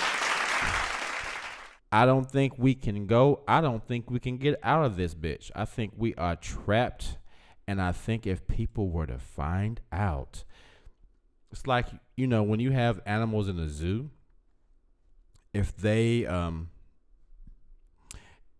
are unaware that there is something outside of that and they think, okay, this is just it, they're not going to fight to try to find it out because they don't have the ability to even reason that there's something outside of that.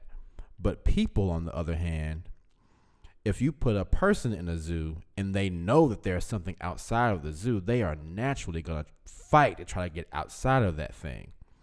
Now, if we all find out tomorrow that there's a dome up there and we can't get out, I mean, some people will be like, well, you know, I ain't got no spaceship any damn way, so it don't bother me at all.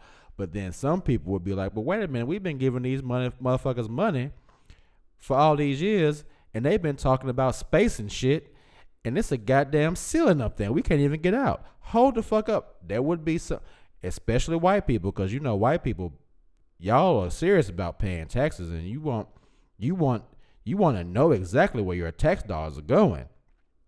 Y'all gonna be like, wait a minute, now I'm gonna have to send a strongly worded email to NASA and find out where the hell my tax dollars have been going. Damn it, I want to know. Deidre Stinson said, like I said, it's a Truman Show. Remember that? The Truman Show was the shit. I love that movie. It was the shit.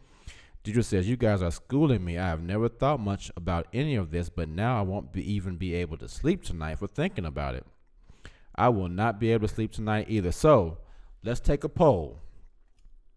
If you think we went to the moon, hit 1. If you think we did not go to the moon, hit 2.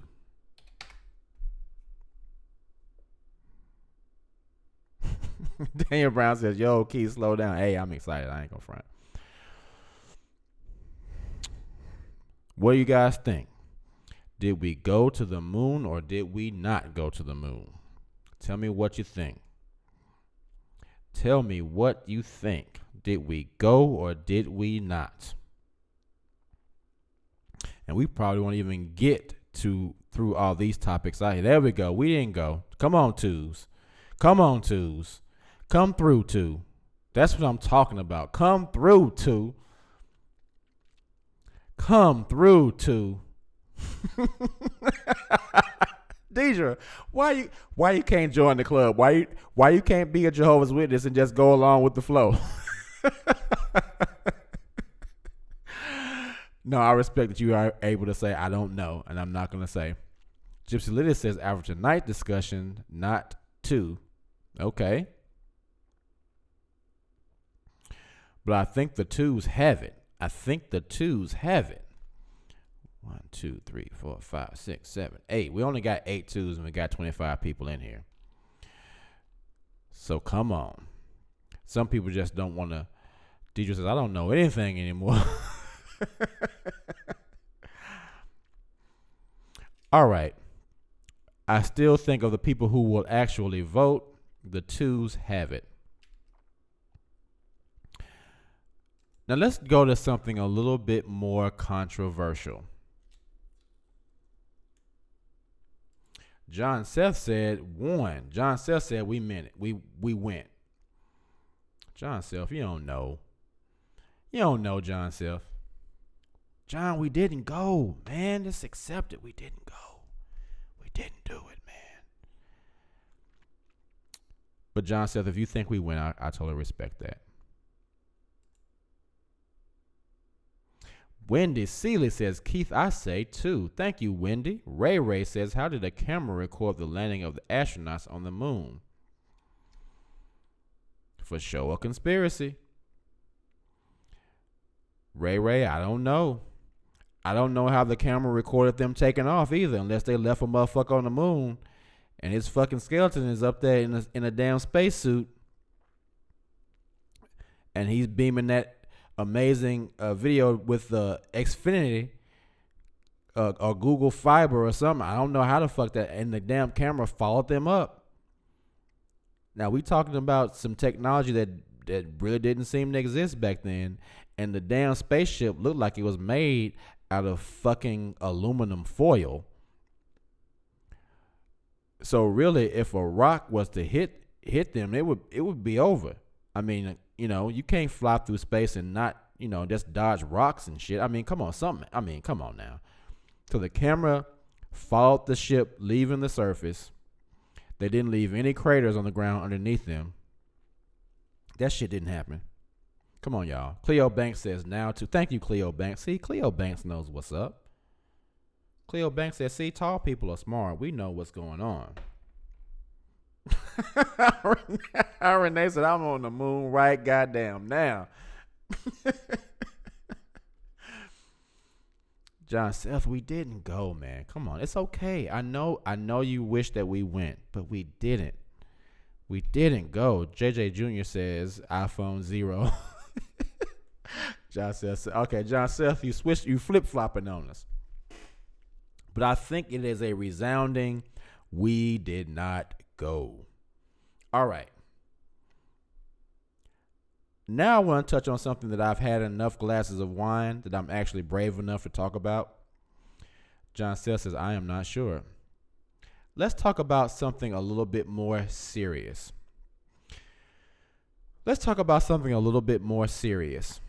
And let me take a sip of my wine before we talk about this one.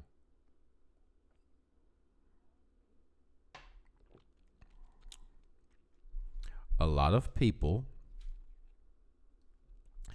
think that there is an agenda. A lot of people think that there is an agenda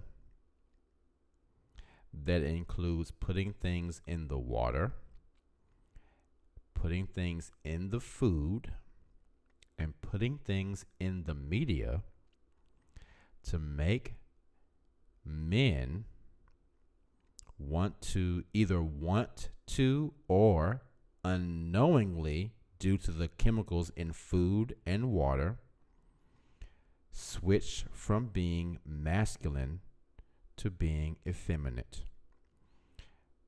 What do you guys think about the conspiracy to turn straight men gay?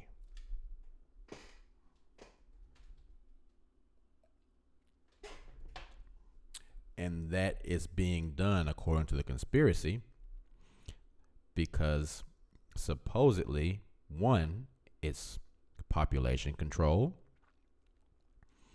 and two, if more men are not as masculine and full of testosterone, they are much easier to control. What do you think?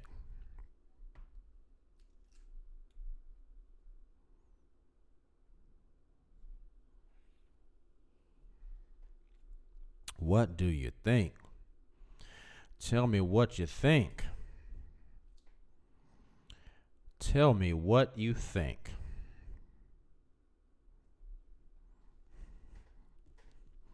JJ Jr. says, I don't know. Deidre Stinson says, I never heard that one. Are you serious, Deidre? Really? You think they were making tight pants on accident? I mean, let's think about this, guys. That's a Toni Morris tight pants theory? Maybe. But I mean, how many dudes? Miss Bailey says Agenda 21. Yes, I believe it. Was talking to ex-military, and he gave me a name for it. Oh, Miss Bailey has a name for it. Agenda 21. Miss Bailey, we need you to call back. Miss Bailey, yeah. Other Miss Bailey, yeah, you're right. Too many folks involved in this plot.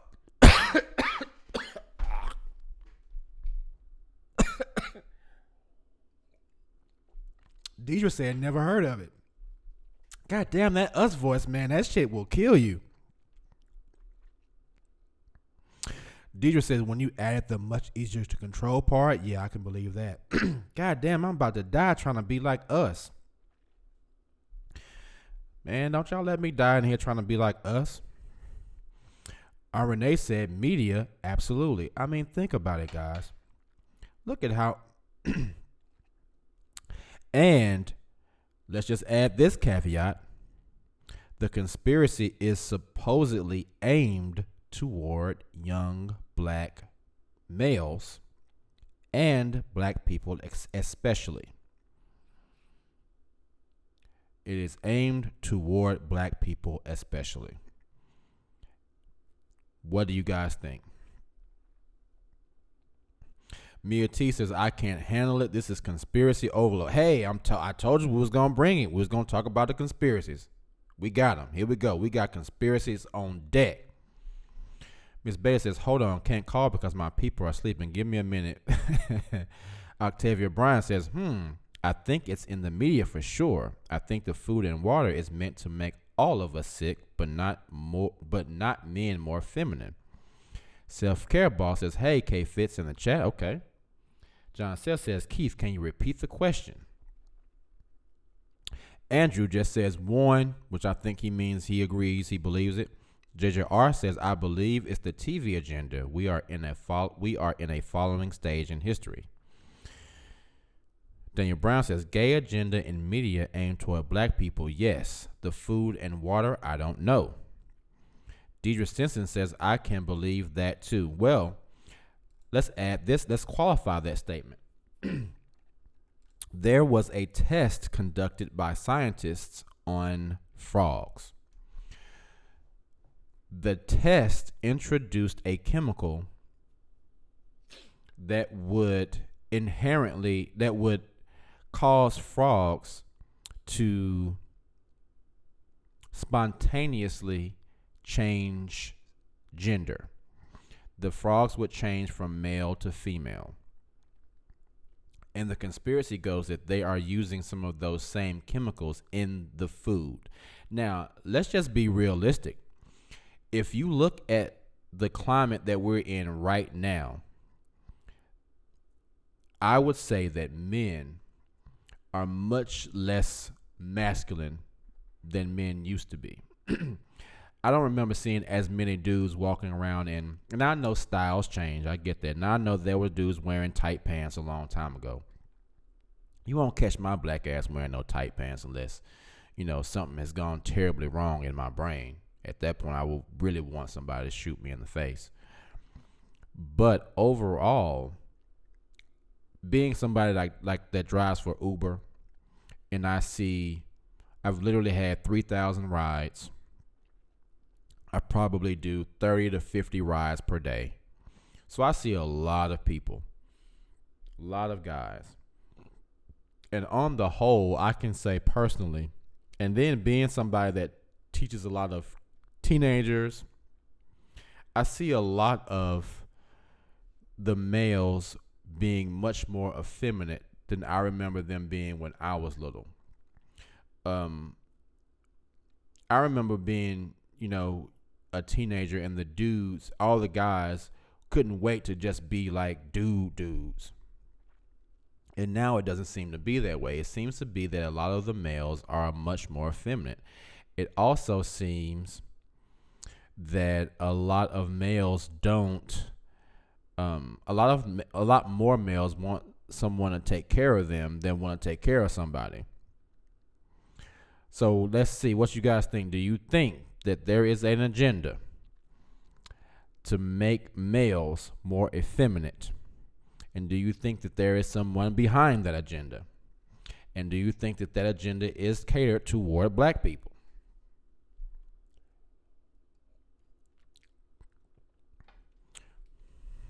Miss Beta says, yes, did you watch Fahrenheit 11/9?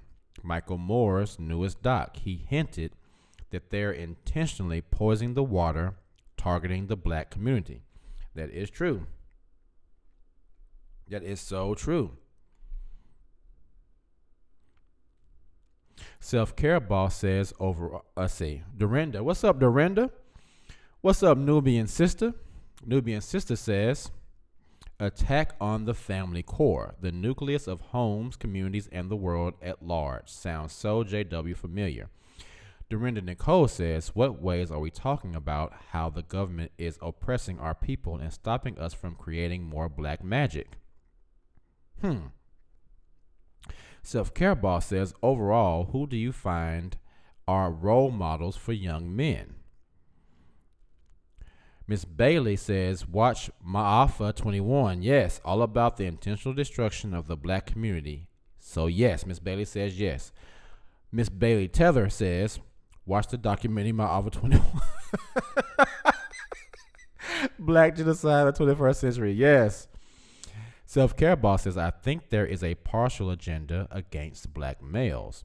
However, there are other factors outside of government interference, so some things we can control and stop ourselves. JJ Jr. says, if it's in the food, I would think it would definitely be in the top 3 fast food markets, not grocery stores, I hope. But think about it. Now, JJ Jr., if the chemicals or whatever they are using is specifically made to target black people, it wouldn't matter where it is. They could put that shit in anything. And it's made to genetically only affect black people. So yeah, it's probably in fast foods. It's probably in Family Dollar. It's probably in Kroger, in the 99-cent Tony's Pizzas. It's probably anywhere where people go to get cheap food. Miss Bailey says most food is crap. It's all artificial. It's very hard to find real food. Real food. Self-Care Boss, that's a really good question. Overall, who do you find are role models for young men? There are not very many. There are not very many who are placed in the position for a lot of people to see anyway. Miss Bailey said chemical is called astrozine. Yes, I've heard that name, Miss Bailey. I've heard that name. They probably use it down there in the tunnels to keep the population of the tethered people under control. Daniel Brown says a lot of these dudes were raised by single black women, and salute to the ladies who raised their kids regardless of the circumstances, but these kids are only seeing how a female reacts to situations. Ooh, you are opening a Pandora's box, but it's true. Instead of a male. A lot of young black men don't see a lot of male influence. Self-Care Boss says, well, Dr. Layla Africa's book, African Holistic Health, discusses the personal attack on black people through food. That is true. It's very documented. There are a lot of videos on YouTube where a lot of doctors, not even just black doctors, but white doctors, also talk about how black people are being targeted for experiments, and they're using food and water as a means to experiment on the black community. It is true. It is true. Let's see who we got here calling in. What's going on? What's your name? Where you calling from? Hi, Fitz. It's me, Auntie. I just want to say something about the sterilization thing. Mm-hmm. That goes back as far as World War II.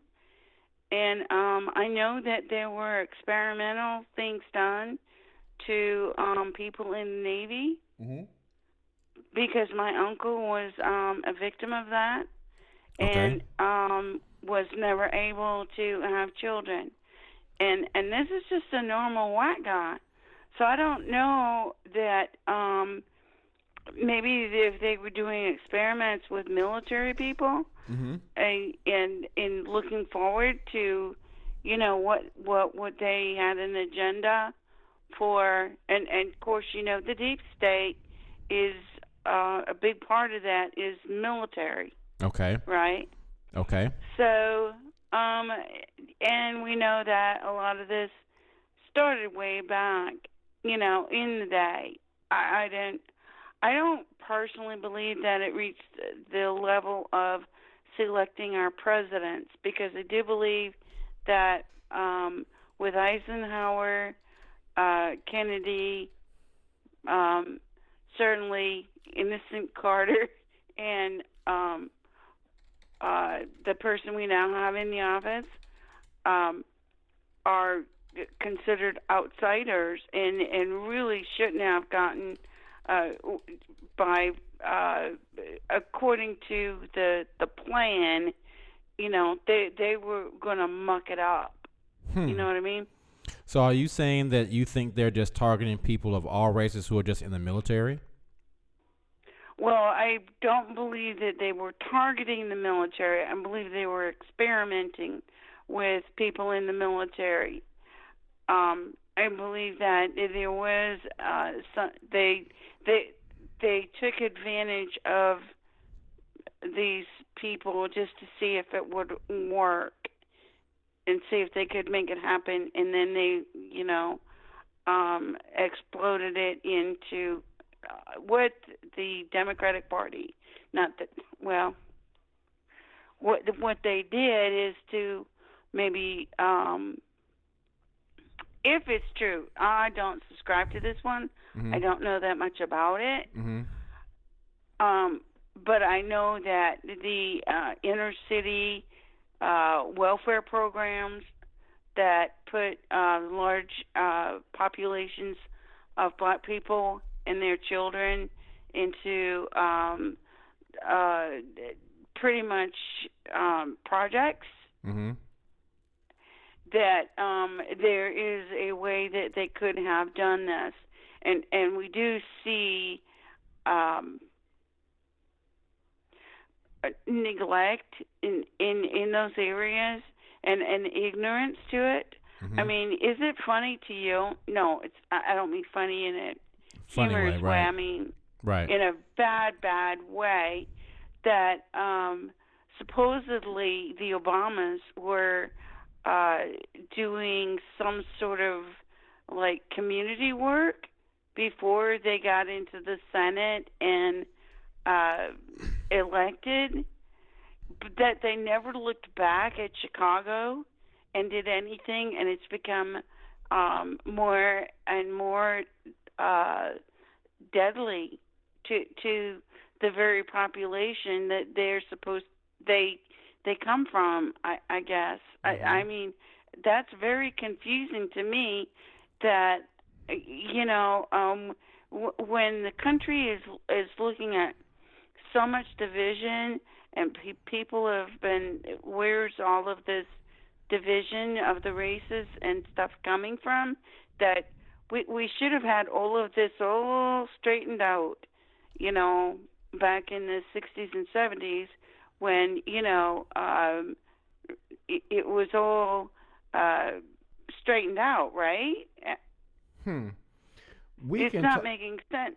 We can talk about that one all day, and I will definitely touch on that because you actually bring up a very valid point. And that is something that we can definitely talk about because it's going to segue into what we're talking about. So I'm actually kind of glad that you brought that up, Mia. Let's open that up to the chat too, Mia. Let's see who else has something to say about that, okay? Perfect. Thank you. Perfect, yeah. She makes a very good point. She makes a very good point. A very good point. A very good point. Now, but here's the thing. Whether they used people in the military, and we know that there were a lot of things that were done to people in the military, there was a lot of like Agent Orange. There were a lot of things that were done to people blanketed in the military. But not the same way they did to black people. And the difference is they targeted black people in the military, but they also target black people who are not in the military. We're talking about black people who are just in communities. And I grew up, I might live amongst the whites now. I found a cheap house out here. But, you know, I grew up in an all black neighborhood. And in our neighborhood, there were liquor stores on every corner. There were pawn shops on every corner. There's a Planned Parenthood right down the street. There are so many cheap food places. Like I said, Family Dollar, where you can go in there and get really cheap food. There are so many things in those communities that are there because they are targeted primarily toward those communities and people who are in those communities, because the people who are in those communities have been raised with those things, so they don't look out of place. Now that I live out here in Green Hills, there is probably only one liquor store out here. Just one. Just one. There is only one liquor store out here. And that's it. If I go back to my old neighborhood, there's liquor stores all over the place. And that's, regardless of what people think, that is something that is used as a way to control black people. A lot of people who are in low income areas, I mean, I see it all the time. Black people holding up signs for food. I need some food, but they got some goddamn liquor right there with them. People gonna go get that liquor. You know what I'm saying? So there are a lot of things that happen or that are placed in our areas that are specifically targeted towards us. So while I know that, yes, they did do things to test on people as a whole, I also know for sure and truly believe that they are doing things that are steered primarily toward black people, because as a whole, I would say that there are a lot more black people who don't have the ability for someone to come and check up after them if something were to happen to them. Do you know what I mean? There are a lot of people who can just disappear, which goes into one of my other topics I had for tonight, which is about organ harvesting of black people. There are a lot of conspiracies that say that a lot of companies are harvesting the organs of black people. A lot of black people are disappearing. A lot of black people are just being gone and no one knows what happened to them. A lot of the black people in these abortion clinics, they're being used. The fetuses and the babies, they're all being used for something. Miss Bailey says my Offer 21 talks about Margaret Sanger wanting blacks to have abortions, so Planned Parenthood is everywhere. Notice in the hood, all you see is tobacco, alcohol stores, cigar shops. Apathy sucks. That's very true. They want us to kill ourselves with booze and drugs. Daniel Brown, yes, definitely. That is how it is. And then they place these Planned Parenthoods in the neighborhoods, and people think that they are there for Planned Parenthood, but Planned Parenthood makes most of its money off of unplanned parenthood. Cleo Banks says, yes, I moved to a white area and I see a Salad Works, Jamba Juice, Jim's, Whole Foods, and Starbucks. Back home, we don't have access. That is true, Cleo Banks. It's the same way out here. There's a Whole Foods right down the street. There is a freaking True Foods. Just healthy food places all around here. And when I go back to my old neighborhood, it's nothing like that. The only thing that has changed and has gotten healthy in my old neighborhood is the Kroger, and it's because it's surrounded by the new white people who have moved in the neighborhood.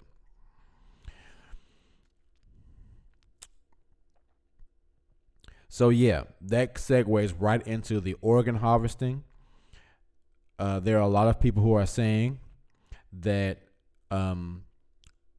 there are a lot of monies being paid to people who can harvest the organs of black people.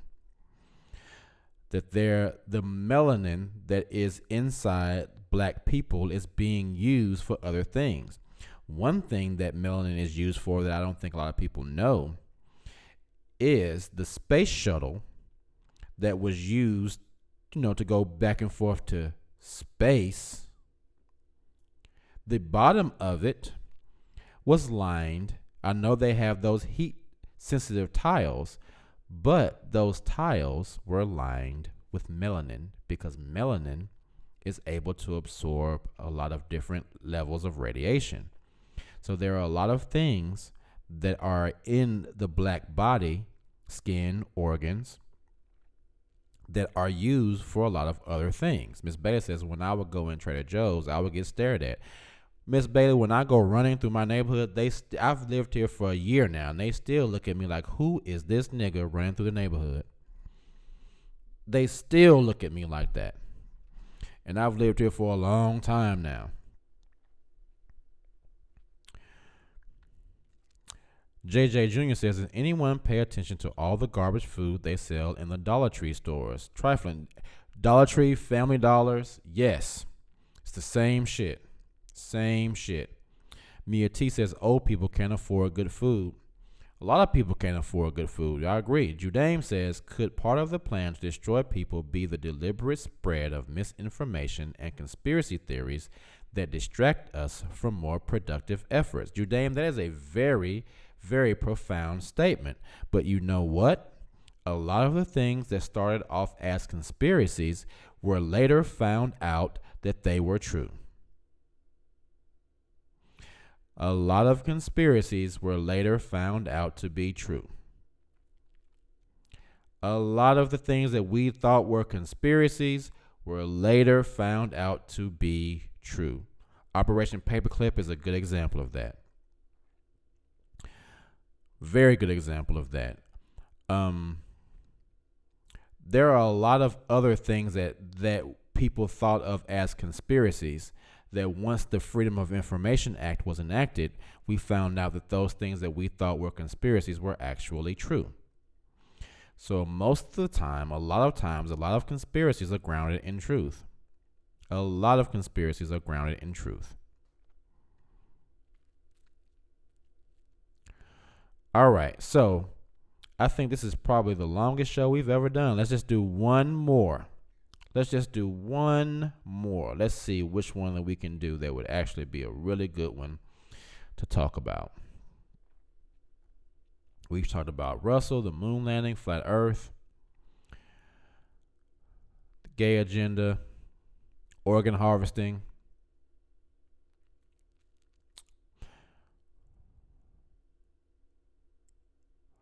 Let's see here.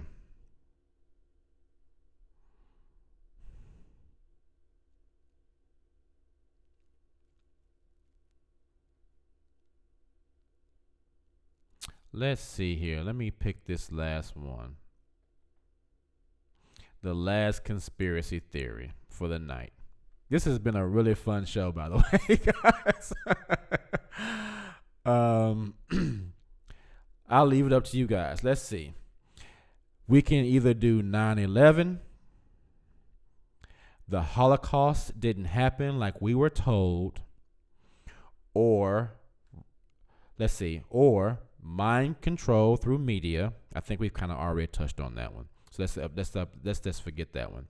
9/11, the Holocaust didn't happen like we were told, or Roswell and alien abduction. What do you guys think? What do you guys think? What do you guys think?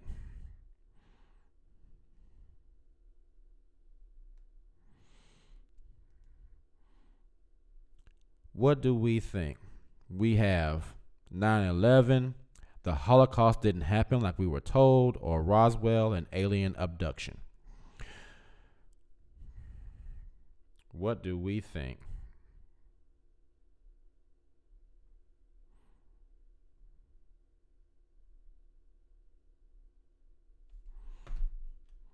Looks like we have some 9/11s already. 9/11.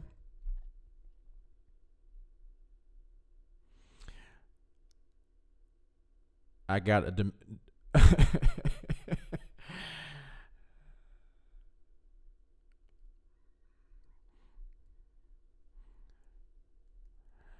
Okay. Seems like everybody's leaning toward 9/11. Apathy Sucks says Holocaust. We got two Holocausts. Judaim says aliens all day. Winnie Cedar says let it be 9/11.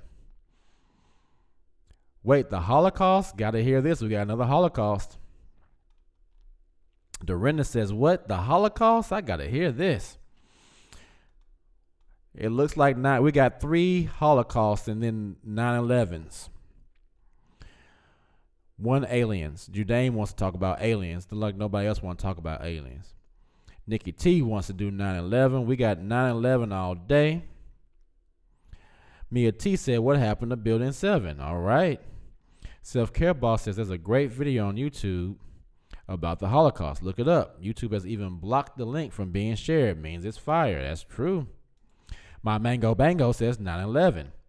Miss Bailey says, how about part 2 to the show? I would like to hear about the Holocaust.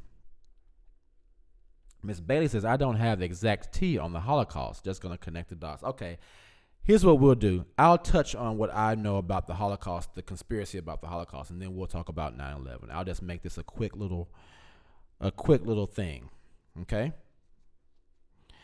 According to a lot of research about the Holocaust, the numbers don't add up. The number of people, the number of people that were supposedly killed during the Holocaust were so many people that they would have had to kill literally like thousands of people per second in order to have killed that many people. And it's physically impossible for them to have according to the conspiracy, it would have been physically impossible for them to have killed that many people in the amount of time that the Holocaust was supposed to have lasted.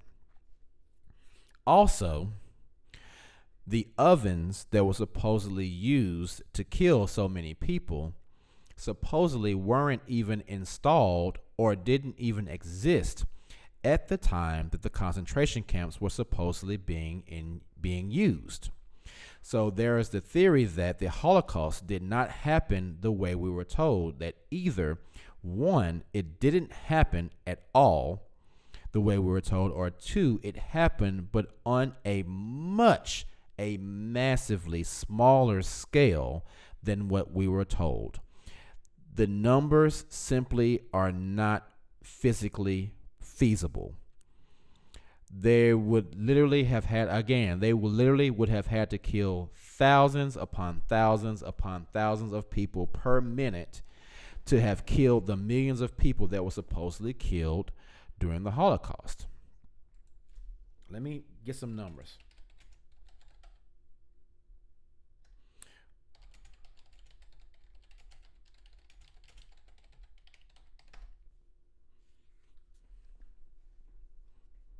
All right, let's see here.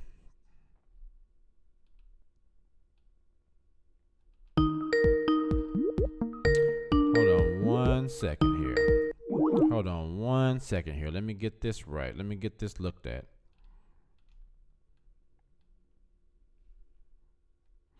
Okay.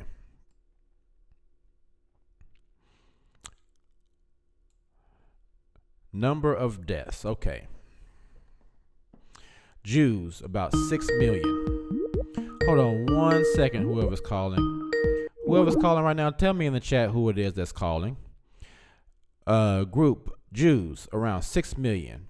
Soviet civilians, around 7 million. So right now we're at 13 million people. Soviet prisoners of war, 3 million. Right? That's 16 million people. Non-Jewish Polish civilians, about 1.8 million. So that's another 2 million. So we're talking about 18 million people. All right. So right now they're talking around 20 million people that were supposedly killed during the Holocaust. 20 million people that were supposedly killed during the Holocaust. And so, according to those numbers, there was just not enough time to have killed that many people in that amount of time. That's where the conspiracy comes in.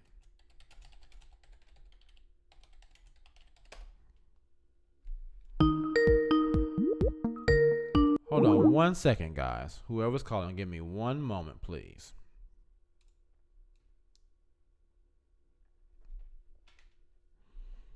Miss Bay says, I was never taught an exact date or timeline in school. Dorinda Nicole says, how are we not talking about MJ and Sony?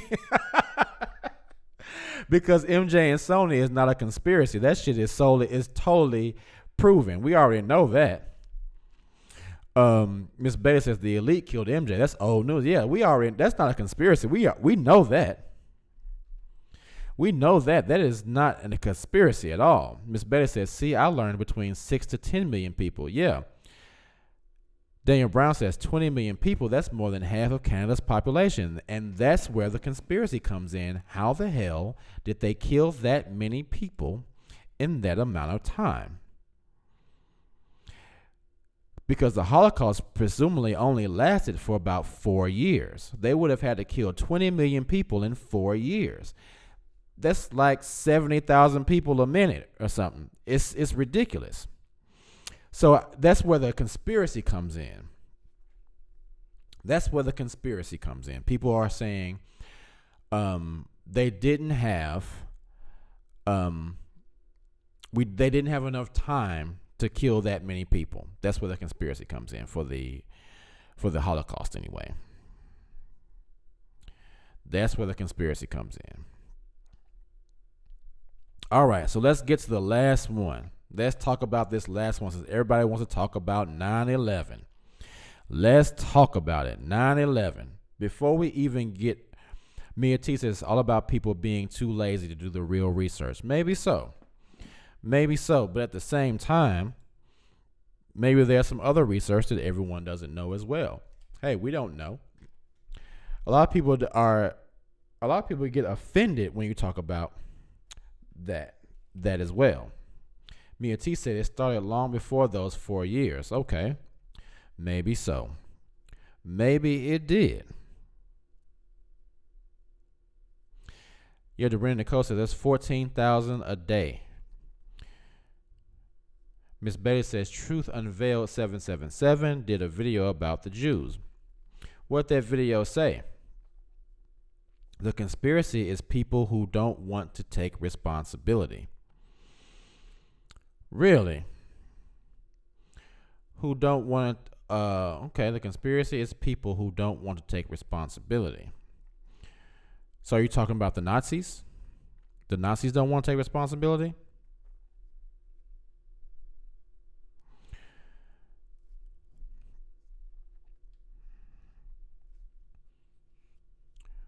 Okay, so let's jump into 9/11. How many people do we want to ask this question first and then get into proving it? Let's do that. How many people think 9/11 was an inside job?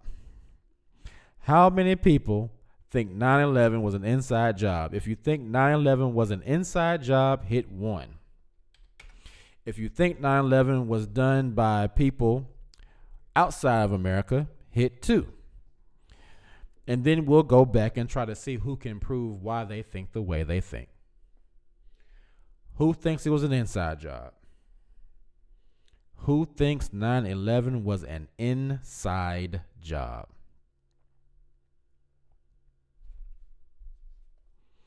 "9/11 was an inside job."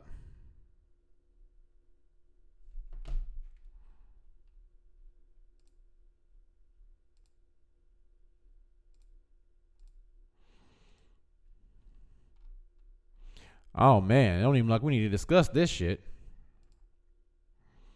We do not even need to discuss this.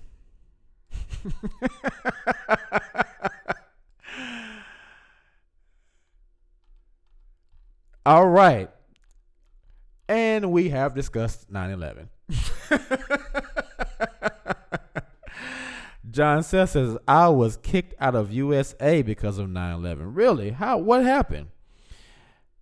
Why don't you share that story with us? What happened, John Seth? How were you kicked out of? Can you talk about it on the air? Will you get kicked out of wherever you are now? How did that happen? What happened? How did that happen?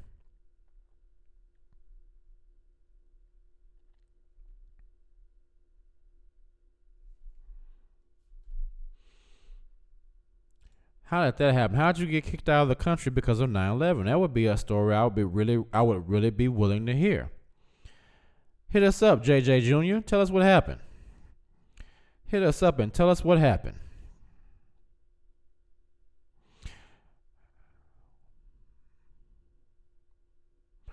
JJ Jr. says we shouldn't talk about the Holocaust until we get the correct numbers of bodies from slavery. But you know what, JJR? There is absolutely no way we're ever going to get the correct numbers from slavery because it happened for too many centuries. And there will never be an event in American history that will outweigh the horrific nature of slavery. While I sympathize with the people who actually lived through the Holocaust, there will never be anything that will equal what happened with slavery. We will never be able to get to the bottom of that. It's just too many people. Just too many people. Too many people. Too many people. All right. So, guys, I think we are going to shut down this show for the evening. This has been the longest show I have ever done, but it was by far the most fun. John, did you just call in? Hold on, John. Did you call in? Hold on, John. I'm sorry. John, call back. Hold on. I had closed the app. I didn't think anybody was going to call. Hold on. Let me open it back up.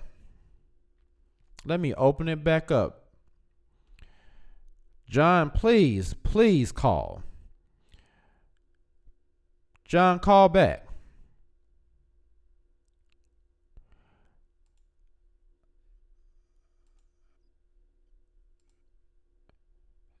John, call back. Call back right now, please, John. Miss Bailey says something is fishy about the Holocaust and slavery stories because they are not discussed very much in school. I have deep info about the slavery conspiracy. Okay, so let's go. Let's run it. Either John or Miss Bailey, either one of you guys, call in. Let's hit it. Get it up. Let's do it. Let's talk about it. We'll let this be the last part of the show. Either John Seth or Miss Bailey or both of you guys call in and tell us what you know about that situation, please. Come on, the phone lines are open. What's going on? What's your name and where you calling from? Hi, I was calling back about the 9/11 thing. Hold on, Mia. Give me 1 second. Let's let I want to let John or Miss Bailey call in because John hasn't called tonight. So let me let him call in and we'll call you right back, okay? Okay. John, go ahead and call in, brother. We have not heard from you. Hit us up. The number is 615-412-9335. Or Miss Bailey.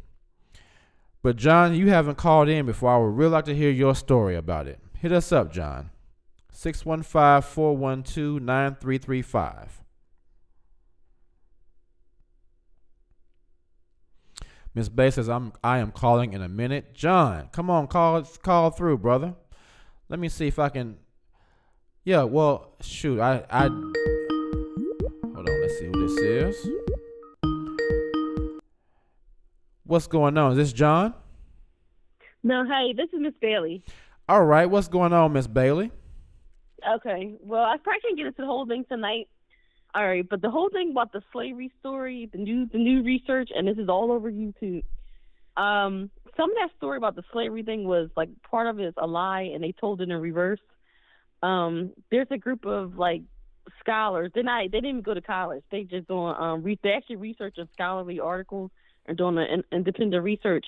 But they're saying that the Native Americans in America were black, and I kept always wondering about the true identity of the Native Americans because I was always told as a kid that what tribes I belong to, like like my family history.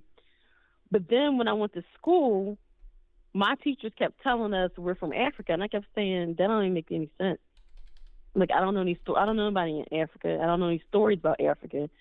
And the thing that was weird to me is that my teachers actually told me, trying to tell me, I'm African, something stupid, like stupid stuff. Mm-hmm. But I knew what tribe I was from, like what tribe I'm from, and I kept saying something ain't right.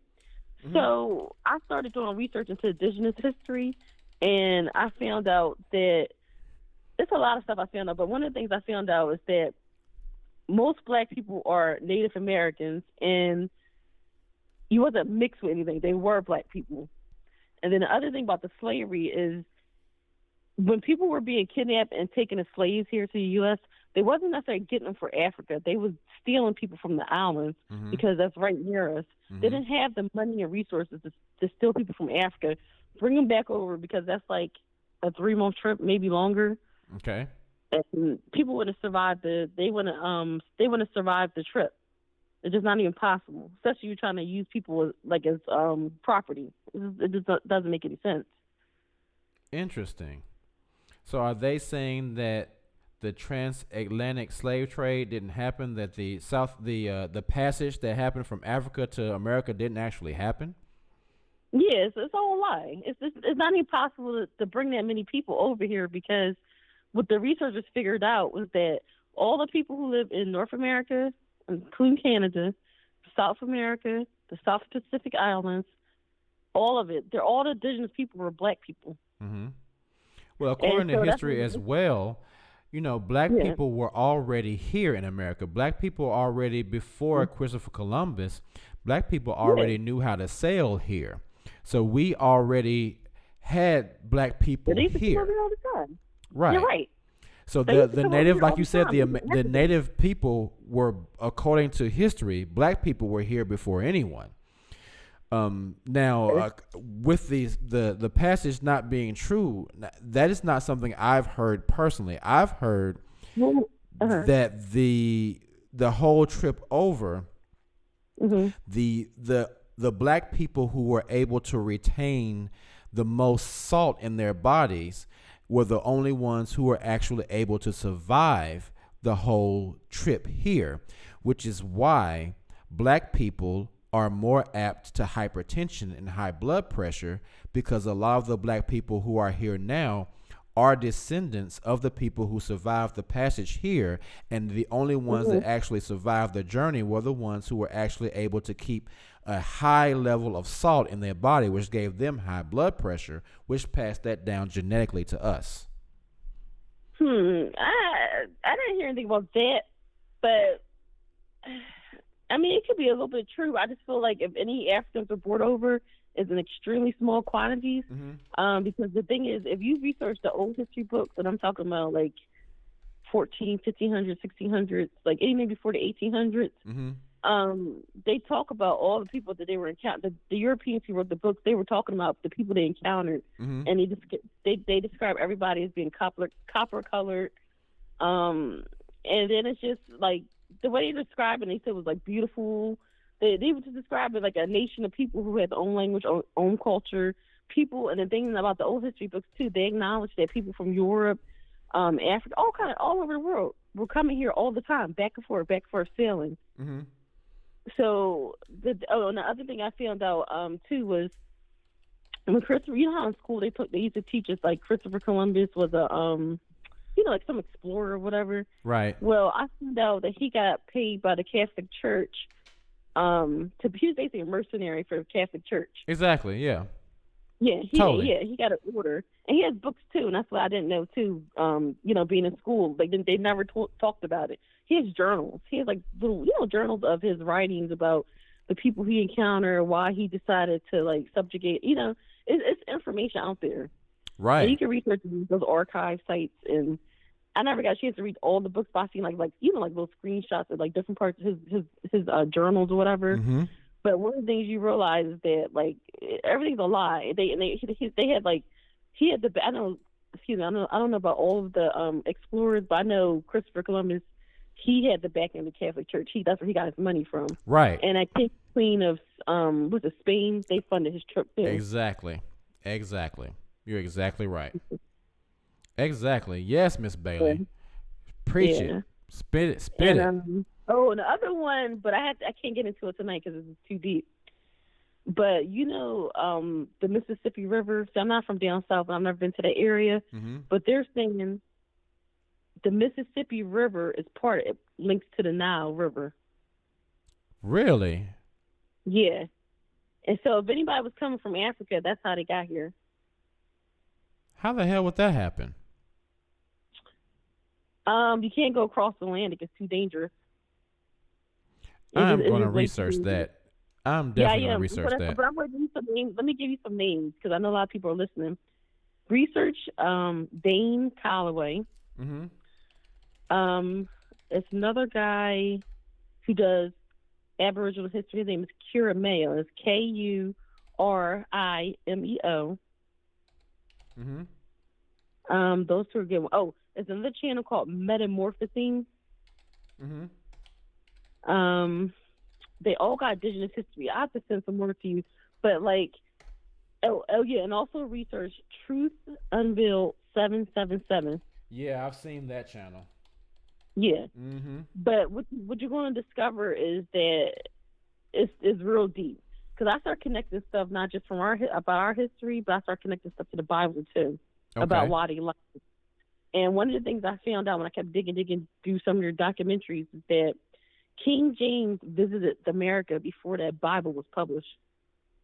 So he didn't come up with this idea to publish the Bible by himself. He did it for a reason because he knew he was about to imprison people here in America. Well, there's also the story that King James wasn't who people have been told he was, that King James was actually black.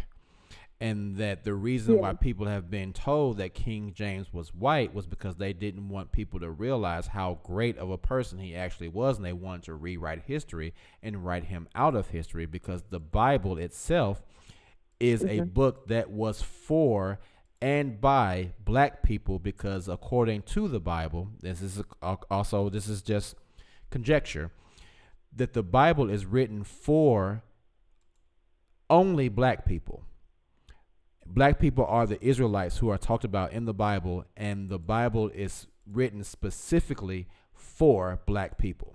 And that King James was actually a black person, and in order to besmirch his name, they switched the story and rewrote it that King James was actually some crazy homosexual, so as to besmirch his name. I saw that too. Yeah, I saw that too. Yeah, I saw a video that says that if you look at the old pictures in Europe of King James, he's cross-dressing. He has on dresses like them old, you know how like kings, how kings used to dress. right. But he had with female dresses, but on a white King James, he's doing Masonic symbols. On the white Jesus and the and those European churches, they're doing Masonic symbols too. Right. Yeah. Right. Well, I think almost kind of like to me. I think we're gonna have to do another one of these shows because this is pretty interesting. This is pretty good. Yeah.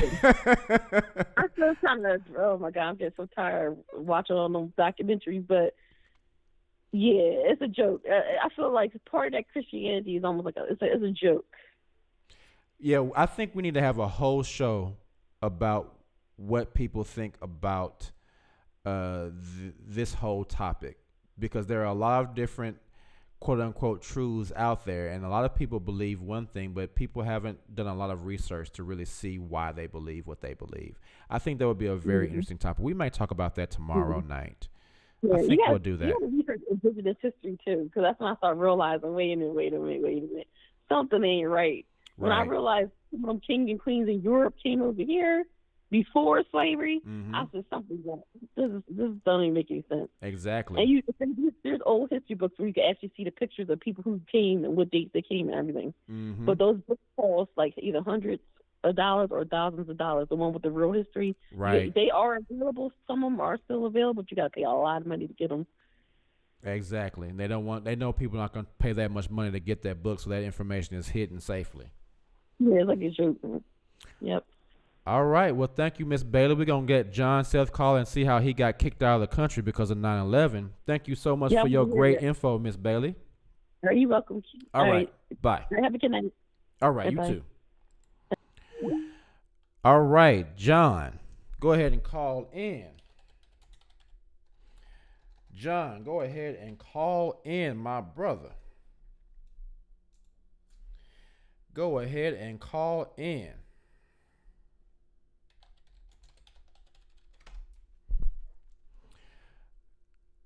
Go ahead and call in John Seth. You will be our last caller for the night, and you can tell us how you got kicked out of the country because of 9/11. What was that all about? Tell us what that was all about. This has been an amazing, amazing show. Everybody has had so much to talk about. People have called in several times. This has been super fun. Self-Care Box says, good topic. It really was a very good topic. All right, I think we got John calling. What's going on, John? Is this you? Hello, am I live now? You are live, John. How you doing, brother? Yeah, I'm good. I have to talk very quickly because basically what happened was that I was in touch with a girl. She was living in Kentucky. Okay. And we planned to meet, so I took the plane, and this was in January. After this happened in September, so when you take the plane over from Europe to your country, I was going to Washington Dulles. Okay. I'm not sure if you can hear me. Oh, I can totally You hear. have I'm to just fill letting you out talk. this. You say you had to talk fast, so I didn't want to interrupt you. Yeah, we can totally hear you. Yeah, that's cool. I'm just going to turn off my computer. Okay. So, you have to fill out this green card. Right. And one of the questions there is, have you ever been arrested? Okay. And I said no. So you have to fill out that card. And when I was going to check in at Washington Dulles, they pulled me aside and, can you come over here? And they wanted to talk to me and said, we're not going to let you in. And I said, why? Well, because you have been arrested, and that's the rules. And this was just 3 months after the terror attack, so they just sent me back to Schiphol in Amsterdam. Wow. So that was really and I remember, I'm from Norway. I've never been to your country, but I was shocked when I came to the airport because it was even the cleaning people had a gun in there, where you have your belt. And did you say really, they didn't let you in because you hadn't been arrested? No, they didn't let me in because I have a criminal record. I was arrested in the early 90s for shoplifting. Okay. Shoplifting. Right. Yeah, and that was it wasn't a major thing. It was more I stole some books, and I think I got a 2 weeks sentence for it in the early 90s. But the rule is, if you have a criminal record, it doesn't matter if you have robbed a bank or stolen a chocolate. It doesn't matter. As long as we have that record, they just send you out of the country again. And my plan was to meet this girl from Kentucky, which I've been in touch with for, more or less 2 years on the internet, talked to her on the phone for hours and hours, sending her letters. She'd been here visiting me in Norway. I live on the west coast. Okay. And, so you were trying to come get that Kentucky bourbon. No, but it was just because of that rule, it was, I think you Americans, you were very alert at that time. It's you didn't let anybody in unless you had a totally white clean sheet. Right. So that was really, and they sent me back to Amsterdam in the Netherlands, and I had handcuffs on, around your arms. Mm-hmm. And when I came to Schiphol, and then the police met me there, and they guided me to the gate to the Scandinavia. And before I knew it, I was back home in Norway again, and I was thinking all that shit just because of that terror attack. I mean, I guess they thought that everybody was a terrorist. So since you had shoplifted, that means you were a terrorist and you couldn't get in. That means you could blow up a building because you shoplifted. Well, probably you know the rules more than me, but the way I understood it was that was the American rules, that after the terror attack, you were extremely careful with who you would take into the country, and one of the rules was, do you have a criminal record? Then it's no can do. That was my impression. Wow.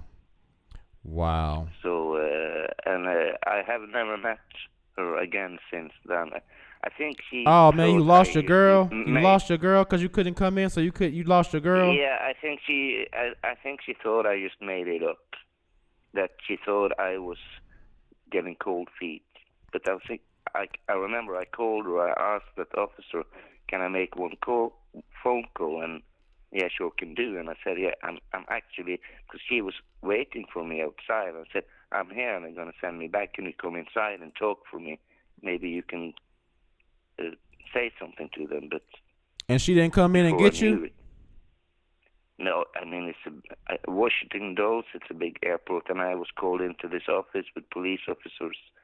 So I don't know, maybe she came in and looked for me, but I didn't talk to her again before I was back in Norway. And then she didn't believe me. She thought I made it up. You should have just paid for her a ticket to come to Norway. Yeah, well, she had been to visit me the year before in Norway. Oh, okay. So I was going to. She lived in Kentucky, a place called. What was the name? I can't really remember the name now. Well, you should have just took a picture of the airport while you were in there.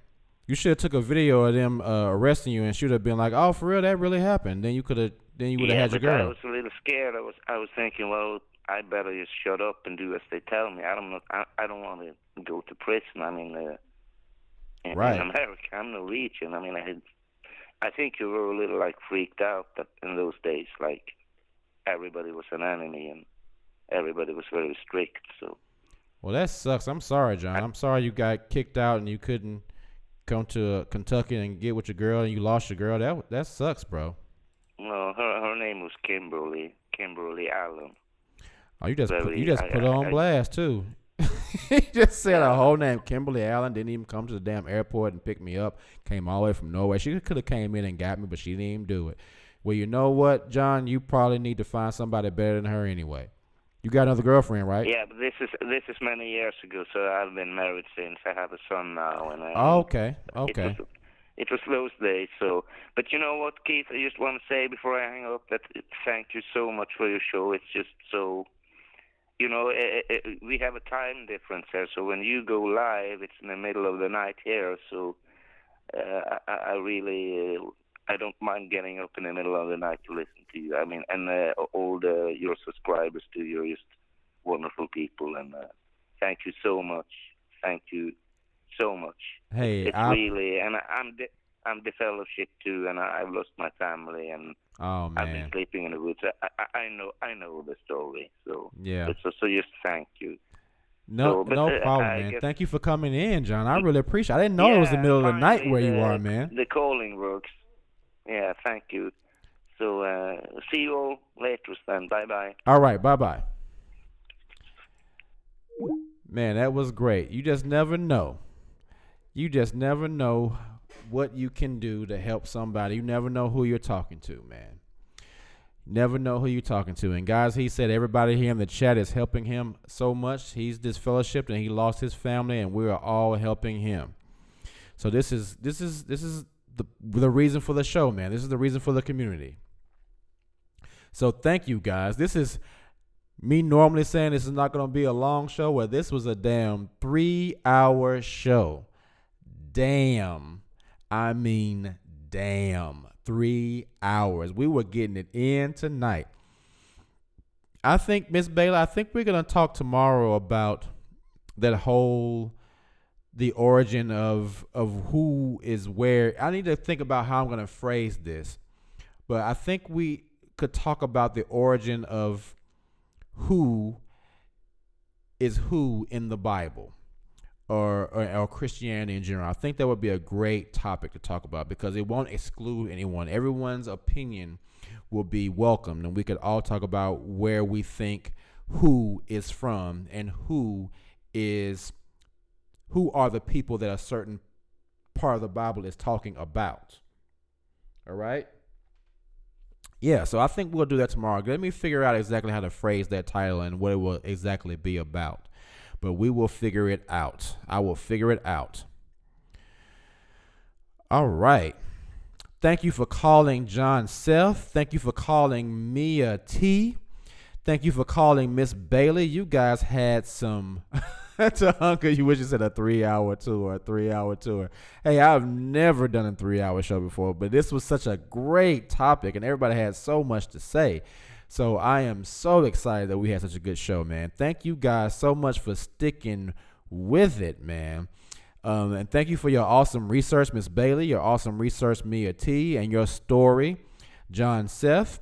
Octavia Brown said, this was so much fun. I learned so much. Thank you, everyone. I did, too. This was so much fun. I really appreciate you guys coming through. Such a long show, and everybody stayed. We pretty much had everybody the whole time. So, yeah, man, this was great. So I'm supposed to be out of town tomorrow. I'm not sure if I'm going or not because I think this shit that I was gonna get into might be a fucking scam, and I don't want to end up in prison. So I need to talk to this person one more time and figure this out. But if you know, I did a little meditation about this before the show, and I feel like my spirit said this is a scam, don't go. So I'll figure it out. If I don't go, then I'll have a good show tomorrow. We'll definitely figure it out. But again, guys, hey, thank you so much for coming through. Thank you so much for sticking for the whole 3 hours, man. This was great. If you have any friends that you think would be interested in joining the show, man, click them the link, man. Share it. Share it with some people so we can get a lot more people in the show. Because I appreciate it. This was fun. This was so much fun. Wendy Silly said, don't go, Keith. Look, man, it is 10:30. I'm supposed to be leaving. If I go to Atlanta, I'm supposed to be leaving at about 3 or 4 in the morning. So I got to get a little bit of sleep before I go out to that joint. Love and Success Follow Me says, listen to your gut feeling. Yeah, I burned some sage and laid and meditated, and my spirit was like, yeah, don't go. My spirit, I literally heard it. I had a long comment, and my spirit literally said, dude, if you go, you're not going to be happy that you went. So I'm probably not going to go. So, guys, thank you so much again for joining the show. I will see you all hopefully tomorrow night, and we will have another great conversation. Thank you guys for sticking in there. Thanks for the donations. I appreciate you all so much. Thanks for the calls. And good night, everybody. Get some sleep. Thanks a lot for sticking in, my lifers. Live your life. Help me live my life so that we all can live our best life. Good night, my lifers. See you tomorrow. Peace.